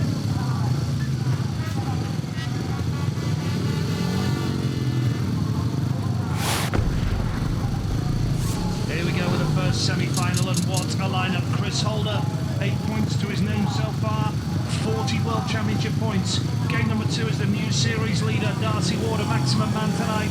15-point maximum, leads the standings on 44. Matti Zagar is off game number 3 with 12 points to his name. And Nicky Pedersen, who is one of 3 riders on 42 GP points after 4 rounds. He goes off the outside gate that has won only 1 race all night. This is the first semi-final of the Czech Republic Grand Prix here in Prague. Riders settle down, ready for action. And Ward just avoided the tapes. How close was that? Oh, that was a heck of a gamble from Darcy Ward. Too right, that was unbelievable. How on earth he didn't touch the tapes? He's so It's a lucky miracle. there. He is. Absolutely. Yeah, it is luck, because that just shows you suddenly the pressure builds. You've been dominant throughout the night. Such a big lineup. It is all. Well, I'd like to see that now. This is. Look how close that got. That must have been millimetres away. Yeah, he's gone early, and sometimes when things like that happen, maybe you start to think it's going to be my night. I've got away with it. Yeah, he did get away with it. They've gone back round, but that just shows an indication of the pressure on this race. Everybody very much aware that this is a terrific lineup. The fuel there just been shaken out of the fuel tank there. It was overfilled. Zagar off the bike. Clutch coolers out. Fans everywhere keeping bikes and men and machine rather cool. Yeah, he was a lucky man there, Nigel, because he was very impatient. He was very keen to get away with it. And how on earth he missed the tapes, I don't know.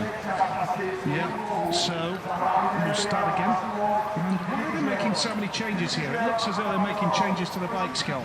Yeah, sometimes I get frustrated. I think they should be waved straight back round, but I've never heard you say that before. Really? No, well, I'm saying it for the first time. I can assure you. But what they're actually doing, they're getting the fans on the clutch to cool the clutches down, and also just make sure that the rear chain adjustment is spot on, because they can slacken off quite quickly. But really and truly, I think that's not absolutely necessary. Preparing for action now. Darcy Ward comes up to the start line. He's first to appear. A man who has had intensive physio. He's actually been to Bournemouth Football Club as well for extensive treatment on that knee injury. It seems to have done him a world of good. Pretty sure he will be having surgery in October, at the end of this season, to repair the knee ligament damage. But yeah, almost certainly got a world title to race for here. And as we say, he mentioned on his Twitter account earlier today, I wish I was 100%. Well, he's not doing too badly considering he isn't. First semi-final then in the Marchiata Stadium, second time of asking. You can sense the tension, can't you? Yes. It was obviously, Ward was very keen to get on with it in the initial stagings, and now as they build up, they dig around on the start line, the whole stadium, you can sense the focus of attention is on the 4 riders. Here we go again. Chris Holder going off the inside gate in red, with Darcy Ward going off gate 2 in blue. Matti Zagar gate 3 in white from Slovenia, and Nicky Pedersen going off the outside in yellow. It's tough off the outside gate, but if anybody can do it, Nicky Pedersen can do it. Yeah, he may look to cut back to the inside, of course, and sort of like squeeze riders up down the back straight and force his way into a qualifying position, first or second, that means, for the big final tonight.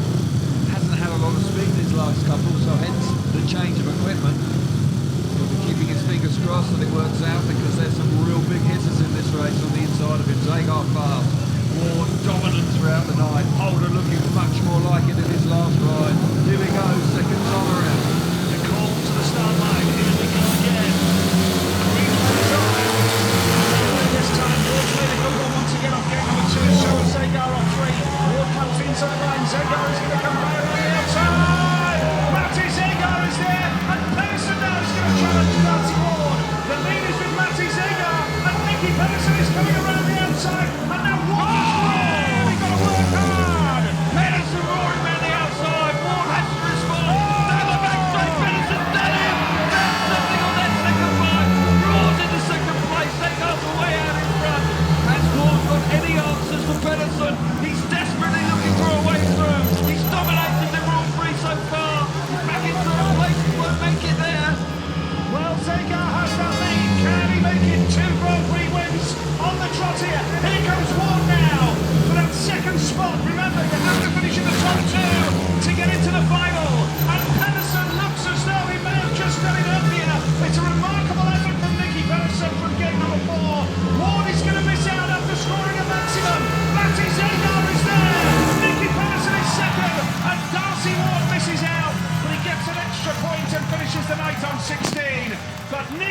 Pedersen really worked hard there, and Matti Zegar is in terrific form and is in the final yet again, and with a chance of a second successive Grand Prix victory. Wow, didn't see that coming.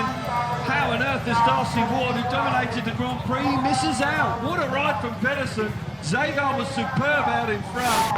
Ward had no answer once Pedersen got through. Just couldn't find a way back to second place in the final. That's a shot. Zegar the winner with Pedersen second. It's the Australian boys who miss out. Darcy Ward, who finishes the night on 16. And Nicky Pedersen 10. Zegar on 15 into the final. Chris Holder finishes the night on 8 points. 40 GP points. Darcy Ward is on 45 now. Zegar so fast here in this first semi-final. We're away initially. It's neck and neck as they get into the first corner, and Ward elects to go right round the inside. That leaves the door wide open. Zegar screams down the back straight and fires himself to the front. But you've got to give Pedersen a lot of credit here, because he charges into the bottom corner and he really does find the extra speed, and he gets the better of Ward. That was an excellent effort. Possibly Ward, if he could do this again, hindsight a wonderful thing, I know. He rides a little bit too tight.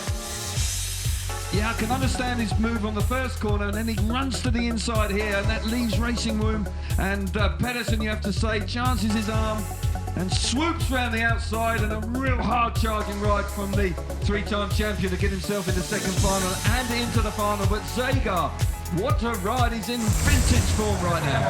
And now the World Championship. Darcy Ward finishes tonight on 45 World Championship points. This man is now on 44.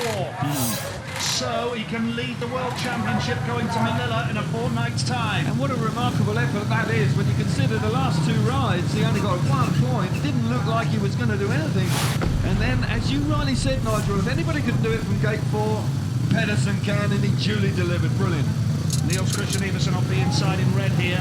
Ty Woffenden, the world champion, gate 2 in blue. The remarkable Greg Hancock, gate 3 in white. And Freddie Lindgren is going off the outside in yellow. Another terrific lineup here, the second semi-final. Who is going to join Matti Zegar and Nicky Pedersen in the final of the Czech Republic FIM Speedway Grand Prix here in Prague? Well, on the evidence of the first 5 rides for each rider, it was the distance of 2 riders on the inside, Iversen and Woffenden, but we've just seen a big shot in the first semi-final. We're going to see another one now. Here we go. Woffenden away from gate number 2 for Ty Woffenden, and he has that lead. That was a smooth start, and Lindgren has jumped up the inside.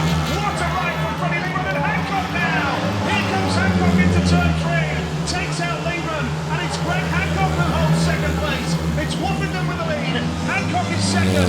Iversen now having a go on Freddie Lindgren for third place and has come through, and Lindgren has gone to the back. But Kelvin, that was a textbook hit from Ty Woffenden. Yeah, fantastic start from the champion to get to the front out of gate 2. Absolutely supreme. They've made an adjustment to the kit. The last 2 starts have been brilliant. He's out in front dominating. Excellent effort there from Greg Hancock to get the better of the riders going into the bottom corner to get himself to second place. Looking like he's going to make the final. Iversen will be frustrated. He's been good tonight, but not quite good enough to make the final. The world champion out in front. He sails through. He's going to make it, Nigel. This will put Ty Woffenden 2 points off the lead in the World Championship. Remarkable here in the Czech Republic, and the British fans all around the stadium who've travelled here in big numbers are delighted with that. And what a performance from Greg Hancock. Herbie Hancock, who turns 44 next week. Absolutely remarkable. And it's Woffenden who goes through to the final for the second successive Czech Grand Prix. It can't happen again, can it? Well, surely not. Well, on the evidence of the way he's riding, it surely can. Brilliant stuff from Woffenden. Brilliant away from the tapes. Woffenden at the scene of his only Grand Prix victory of his career. Hancock second there, and it means that Woffenden is on 15 points now. Lindgren finishes the GP on 8, with Iversen getting third. And what a performance from Greg Hancock, who himself, by the way, well, the top of the standings is now Darcy Ward 45, Greg Hancock and Nicky Pedersen 44, Ty Woffenden 43. Yeah, well, he's done so well, Woofenden. 16 points last time out in Finland, and another hatful of points here this 15 points so far this evening. So what a ride it has been. Great move from Hancock down the back straight to get to the better of Lindgren, and then Everson comes through into third place as well. But Woofenden, while all that action's going on behind him, what a start. Dropped the clutch, absolutely spot on. Brilliant reaction, and he's comfortably in front. Real good action behind, and you've got to say that Hancock's brave here, allows the bike to run nicely in there. It's a tough move, but it needed to be because he was very keen to make the final tonight. Woofenden just left them for dead away from the tapes, and Everson there in no man's land, gets relegated to the back, and although he makes third, that's not good enough for the final, and he'll be disappointed once again not to have made the final. So tight in the World Championship chase. I'm sure Nigel going to come up with a few facts and figures once again, but Woofy, the world champion, he's in the final. Yeah, Ward on 45. Here we go. And there was me just calculating all this, but it's all done for me. Somebody else has done it for you. It's nice. Hancock 44, Pedersen 44, Woofenden on 43, and Zagar 42. 4 of the top 5 in the world right now are in this grand final, and the series leader Ward isn't. So, who is going to lead going to Melilla? The grand final is on the way. Yeah, fabulous meeting now. It's so tight in the championship race. Woofenden has been in tip-top form tonight. Hancock has ridden well. Such a campaign, and he never throws the towel in. He's looked a little bit out of sorts at times tonight. He's been beaten up at one stage earlier this evening, but he's in the final again. And that is a fantastic effort from the veteran American. Don't put it past him. If he jumps off the start, he could win it. He's been a bit unfortunate last time. He just made a poor start on the inside. And Big Goshy was also in the final and just missed out, so he'll be desperate to get on the rostrum here this evening. But yeah, it's really livened up, and the last few races have been quite dramatic. If Woofenden wins the final, there's a good chance he could lead the World Championship. If it's Woofenden, Zagar, Hancock, Pedersen, if it finishes like that, Woofenden will lead the World Championship. Anyway, let's head down to the pits. Niels Christian Everson is with Jason Harold. Well, Niels Christian Everson, you got the favoured inside position. What happened? Made a shit gate, that's all.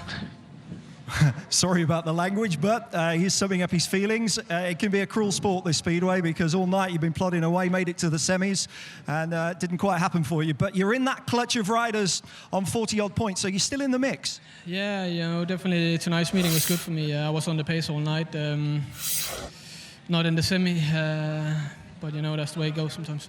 There was one ride where you were looking to change that bike, and then you went out and won it. Yeah, but you're glad you didn't now. Yeah, I swapped bike after second race. I felt like I needed a bit of power, but here in the end of the meeting, the track was slick again, and we should have done something else. This has given you good momentum to go forward to Melilla, though.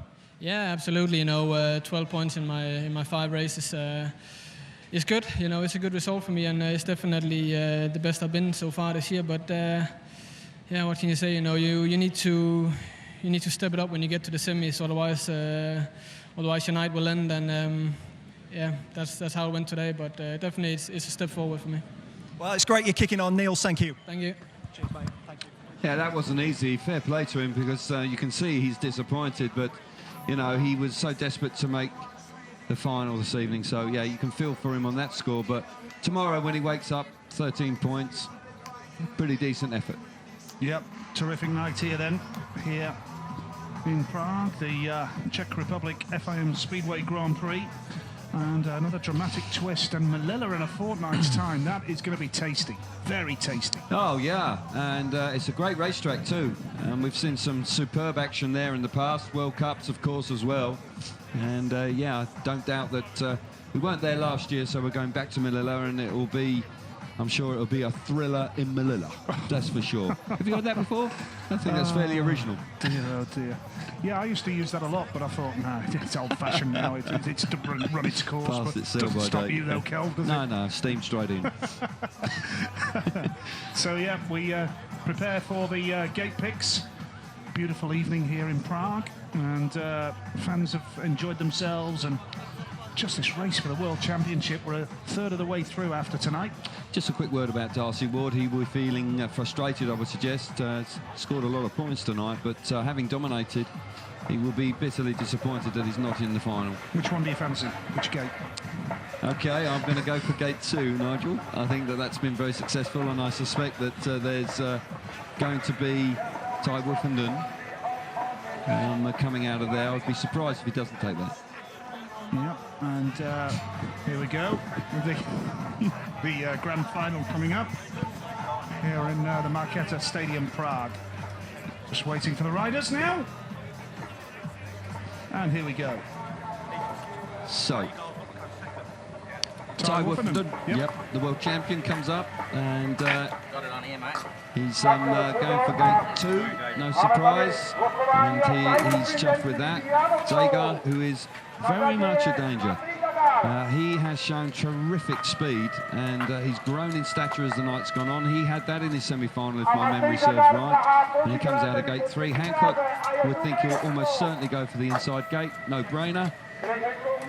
And don't rule about him. Nicky gets gate 4 again. No problem. And as he proved in his first semi-final, no problem at all. Nothing to lose for Pedersen here, I would suggest. Yeah. How on earth he's hung in there is purely on instinct and sheer guts and determination. Hancock, Woofenden, Zagar, Pedersen chased his line up for the final. Absolutely. I think over the last 2 GPs now, Mate Zagar has come of age as a Grand Prix rider. He has proved now that he's right up there with the very, very best. Can only agree with that. You know, you win a Grand Prix and all of a sudden, you know, you become a winner on the biggest stage, and there's no question your confidence then grows enormously, and he's now backing it up with another big performance. And I think I may have said that, you know, he's the sort of rider that's taken quite some time to win a Grand Prix, but now he's won one. I just think he may well go on and win several. So Everson did last year, didn't he? He won one and then won another one, so Zagar may do something very similar here tonight. But back-to-back wins for Woofenden at the Markéta. Well, you've got to say that he's got to be one of the favourites for it, hasn't he? Yep, very much so. And if you have just joined us here tonight, Great Britain's Ty Woofenden is into the final here in the Markéta Stadium, and this is the track where he won his one and only Grand Prix victory last year on his way to the world title. And I know that Woofy would desperately like to win another Grand Prix. He feels that he hasn't won enough. He's world champion, but he's a proud man. He likes winning meetings. Came so very close, of course, 2 weeks ago in Finland on his return to form in the World Championship. Another brilliant performance from the world champion, and is really relishing the role of being champion now. He's growing in stature. Not easy when you win your first Grand Prix. So much attention throughout the winter, and suddenly the racing starts, and he felt a little bit lost at times. But now, all of a sudden, riding, well, you can see he's comfortable, he's relaxed, and riding brilliantly. Yep, very much so. So we're into the grand final here, and a reminder of the World Championship. Darcy Ward leads the World Championship on 45, but he is not in the final. Greg Hancock, this man, is on 44 points with Nicky Pedersen, both in the final. Ty Woofenden on 43 and Mate Zagar on 42, both in the final. Will we have who is going to be the new leader of the World Championship going into Melilla in a fortnight's time? Can Ty Woofenden win a second successive Czech Republic Grand Prix? Woofenden and Zagar with 1 GP win each. Hancock and Pedersen with 30 between them.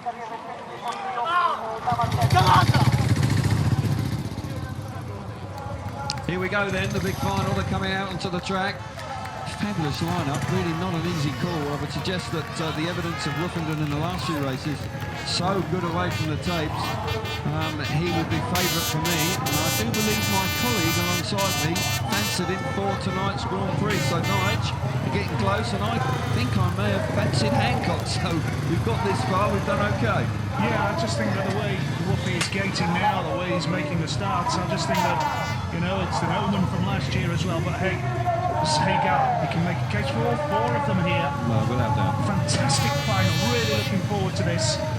Grand Prix Speedway here, grand final in the Czech Republic. Who will win the meeting and who will lead the World Championship going into Melilla in 2 weeks' time? 23rd race of the night, the grand final This promises to be an absolute treat in front of a packed stadium here at the Markéta, here in the beautiful city of Prague. The grand final then, the riders ready for action.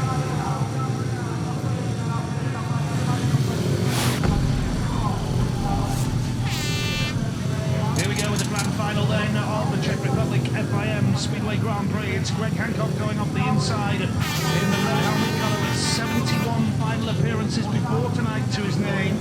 Gate number 2 in blue is Ty Woffenden, the reigning champion, got to 7 GP finals in his brief career so far. Matti Zagar, who really has come of age as a genuine world-class Grand Prix rider over the last 2 GPs. Gate 3 in white. And Nicky Pedersen, second successive outing from the outside gate in yellow. Can he work overtime and get the victory here in the final? Well, he certainly worked overtime in his semi-final to make it this far. Zagar's been hugely impressive. He's shown terrific speed all night long. The two boys on the inside have made great starts. Woffenden probably the favourite for me. Great line-up, big final, 4 laps of action. Here we go. Here we go then. It's the grand final here in the Markéta Stadium. Away from the start of Woffenden has been a beauty. Now he led in Finland a couple of weeks ago. Can he hold his nerve? Can he get the victory? This would be a real fairy tale story here. He won it here last year and now he has the lead again. Hancock's taking Pedersen wide. Pedersen is third. Zagar is at the back. But Zagar goes through now. They're all bunching up for third place here. But the lead is with Ty Woffenden of Great Britain, who's got time to look over his shoulder. Yeah, fabulous start once again from Gate 2 from the world champion. Absolutely brilliant away from the tape. He's out in front. Hancock had to work really hard to get the better of Pedersen, and Zagar's come through into third place. The champion led for 3 3/4 laps last time in Finland. Just needs to remain composed, and then the Grand Prix win will be his. He's clear, away out in front. The world champion looking great. If it stays like this, Ty Woffenden and Greg Hancock will be joint leaders of the World Championship going into Milan on 46 points apiece. But Ty Woffenden is on the verge of a second successive Czech Republic victory. It's Ty Woffenden of Great Britain, the reigning world champion, who pulls off a magnificent win here in Prague at the Markéta Stadium. The British fans have travelled in big numbers across here to the Markéta Stadium, celebrating style, and it's Ty Woffenden who celebrates the victory here in Prague. Yeah, what a performance from the world champion. Has just got on so well in the last few races. His starts have been impeccable. Brilliant out of Gate 2. The champion repeats the victory from 12 months ago. Excellent stuff from him. Super stuff from Hancock back in second place. Terrific night at Speedway. Zagar will be slightly disappointed, but he's on the rostrum. Pedersen couldn't pull off the miracle he required coming from the outside, but Ty Woffenden really strong tonight. Had a couple of races there where he just had a bit of a wobble in the middle of the meeting. British fans delighted, but the world champion back to his best. Second Grand Prix win of his career rather. And Woffenden certainly going to be a threat for a second world title right now. Well, he leads the World Championship with Greg Hancock on 46 points. 18 points Woffenden scores. What a turnaround in his season. It's only, about 5 weeks ago that he left Bydgoszcz, pretty down about things. Yeah. And here now, he is joint leader of the World Championship. He won here last year, his first ever Grand Prix victory. And now he's got Grand Prix victory number 2 at the same venue. What a result for Ty Woffenden. Yeah, I can only agree with that. That was something very special indeed, and he's absolutely delighted with it. And rightly so. Gate 2 in his last 2 riders in the semi-final and the final proved to be perfect. Look at this, the bike absolutely jet propelled. He's comfortably in front. Pedersen does well initially from the outside, but just can't quite get across. It's really tight. Greg Hancock down the back straight. He runs in there deep. Pedersen had done this to him earlier on and really did kill the momentum of Hancock. Look at Zagar then coming roaring up the inside and gets himself into third place. But the world champion so strong away from the tapes. In such a competitive race in a big final, he rides absolutely supremely well. Doesn't override the bike this time and make that mistake where he did in Finland, where he pulled a big locker and actually gifted the win to Zagar, you would suggest. This time, 4 immaculate laps. Superb performance. And you've got to say he's come from nowhere in the last 2 Grand Prix to now be at the head of the World Championship table. Super stuff from Woofenden. What a ride. Brilliant ride from Ty Woofenden. Stands on top of the world with that man, Greg Hancock now. Let's hear from the winner. Ty Woofenden is with our man, Jason Harold.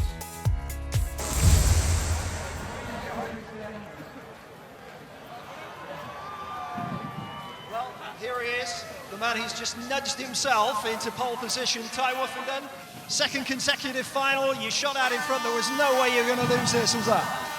Well, I started the night making starts, made some setup changes, didn't quite work, so we changed again and I finished strong, you know. But I'd just like to thank all the boys that are working with me. You know, this season, the whole team setup that I've got at the moment is working well. Didn't start the best of the season, we worked hard, we got through it. Looking forward to the rest of it. What do you put that turnaround down to in your form? It's for me to know and you guys can never find out. How does it feel then to be back on the top step? Yeah, great, and leading the championship, but it's a long season, so you know, let's not try to run before we can walk. There's still a lot of boys out there that are going fast that can take it away, but we'll work as hard as we can and keep doing it for the fans. Well, enjoy it up there, enjoy the national anthem. Ty Woofenden, congratulations and thank you. Thanks, guys. Well, it really is turning into a remarkable year when it comes to the championship standings. Look at this. That was after round 3. And now we see Ty Woofenden and Greg Hancock leading the series on 46 points, with Darcy Ward on 45, Nicky Pedersen on 44, Matti Zagar 43, Christoph Kasperzak 42, Chris Holder 40, Freddie Lindgren's on 38. Really is truly, truly remarkable. 6 points separate the top 7 in the World Championship. 4 separate the top 6. Really is remarkable. Here comes Ty Woofenden now, onto the top step of the podium here in Prague for a second successive year. Yeah, it's a fantastic performance from Ty Woofenden. Never easy coming back to a place where you've won before. You know you have good memories of the place, but certainly to come up and repeat the performance is something very special indeed. And when you consider the form he showed at the beginning of the season, no question it's been a remarkable turnaround, and the man looks like he really means business and is focused on the rest of the season.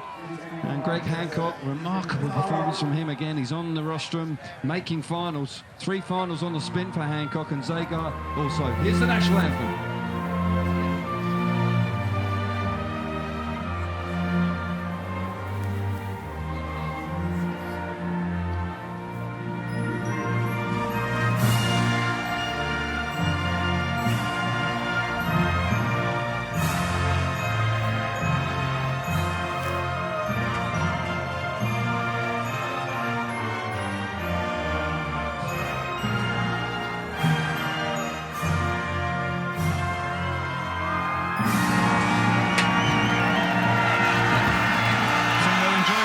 Well, that's made the trip worthwhile, isn't it, when you see the Brits there coming over to Prague and we get a British winner for the second consecutive year. Big smiles all around. It's time he won it somewhere else, isn't it? Sorry? It's time he won it somewhere else. Absolutely, yeah. He needs to win next time. Yeah. Very predictable. No, it's been a smashing night. It was a bit predictable early on, but it warmed up nicely and riders really started pushing hard. And when you consider how close the championship chase is from the points perspective, it really is very exciting indeed. Great effort from Zagar. He's backed up that win 2 weeks ago with a solid 3rd place here tonight. As you said, Nigel, he's growing in stature, coming of age at this level of Speedway. Hancock, we know all about him. You know, still never ceases to surprise. That he is still competitive at now 44 years of age. And done a great job to make 2nd place here tonight. Yep. Congratulations then to Ty Woofenden. Great effort from Greg Hancock as well, it has to be said. Magnificent effort. Matti Zagar, 3rd place after winning in Tampere a fortnight ago as well. But here's Ty Woofenden getting the spoils of victory, and well deserved as well. Too right. It's been absolutely sensational, really, when you consider how dominant Darcy Ward was. Suddenly, when it came to the semi-finals, Woofenden upped his game and found the secrets of the starts. And he really was then in a different class. And It was nigh on unbeatable. Champagne time, fully deserved. And all round, Zagon has made the start of the champagne race, that's for sure. And but no, Ty Woofenden's back. And clearly he's going to be a major threat for another world title. Yeah, absolutely brilliant. Many congratulations to Ty Woofenden. Written off by some at the start of the year, but well, he's back and back with a vengeance. Yeah, but when he gave that interview after Bydgoszcz night, I've got to say I was concerned. He really did look down in the dumps, but whatever it is, he's keeping it a secret, and rightly so. It's working a treat because it's back to the Woofenden that we saw riding last year. Relaxed, determined, fast, clinical out on track. So yeah, a great ride from him here tonight. And as I say, this championship is now really building up nicely. Superstar. Yeah, fantastic as people make their way out of the stadium now, but it has been a truly remarkable effort from this man. Fantastic effort from Darcy Ward with that maximum in the qualifiers. Have to pay tribute to Greg Hancock as well, leading the World Championship with Woofenden, going to the Melilla GP. Yeah, absolutely, and Melilla's really going to be a thriller, and I would suggest that you've got to feel for Darcy Ward, because after 15 points from 5 rides, to have missed out on the final, he'll be kicking himself, I would think. Just didn't quite pull it off, did he? Felt that he needed to ride the inside, and Zago and Pedersen really was a spoiler in that race. And Nicky Pedersen somehow scrapped his way into the final tonight, and although he hasn't been that dominant, somehow he keeps getting the points and keeping himself well and truly in the championship chase. Doesn't always do it, well, he sometimes does it ugly, doesn't he? But he won't worry about that. He's collecting points. Yeah, brilliant effort then from Ty Woofenden. It was fast and furious out there, it really was. Matty Zagar's had another terrific night as well. Niels Christian Iversen will be satisfied with 13, but knows he could do better. But Kelvin enjoys your company tonight, and this World Championship really is fascinating. Yeah, pleasure. Yeah, looking forward to the next one.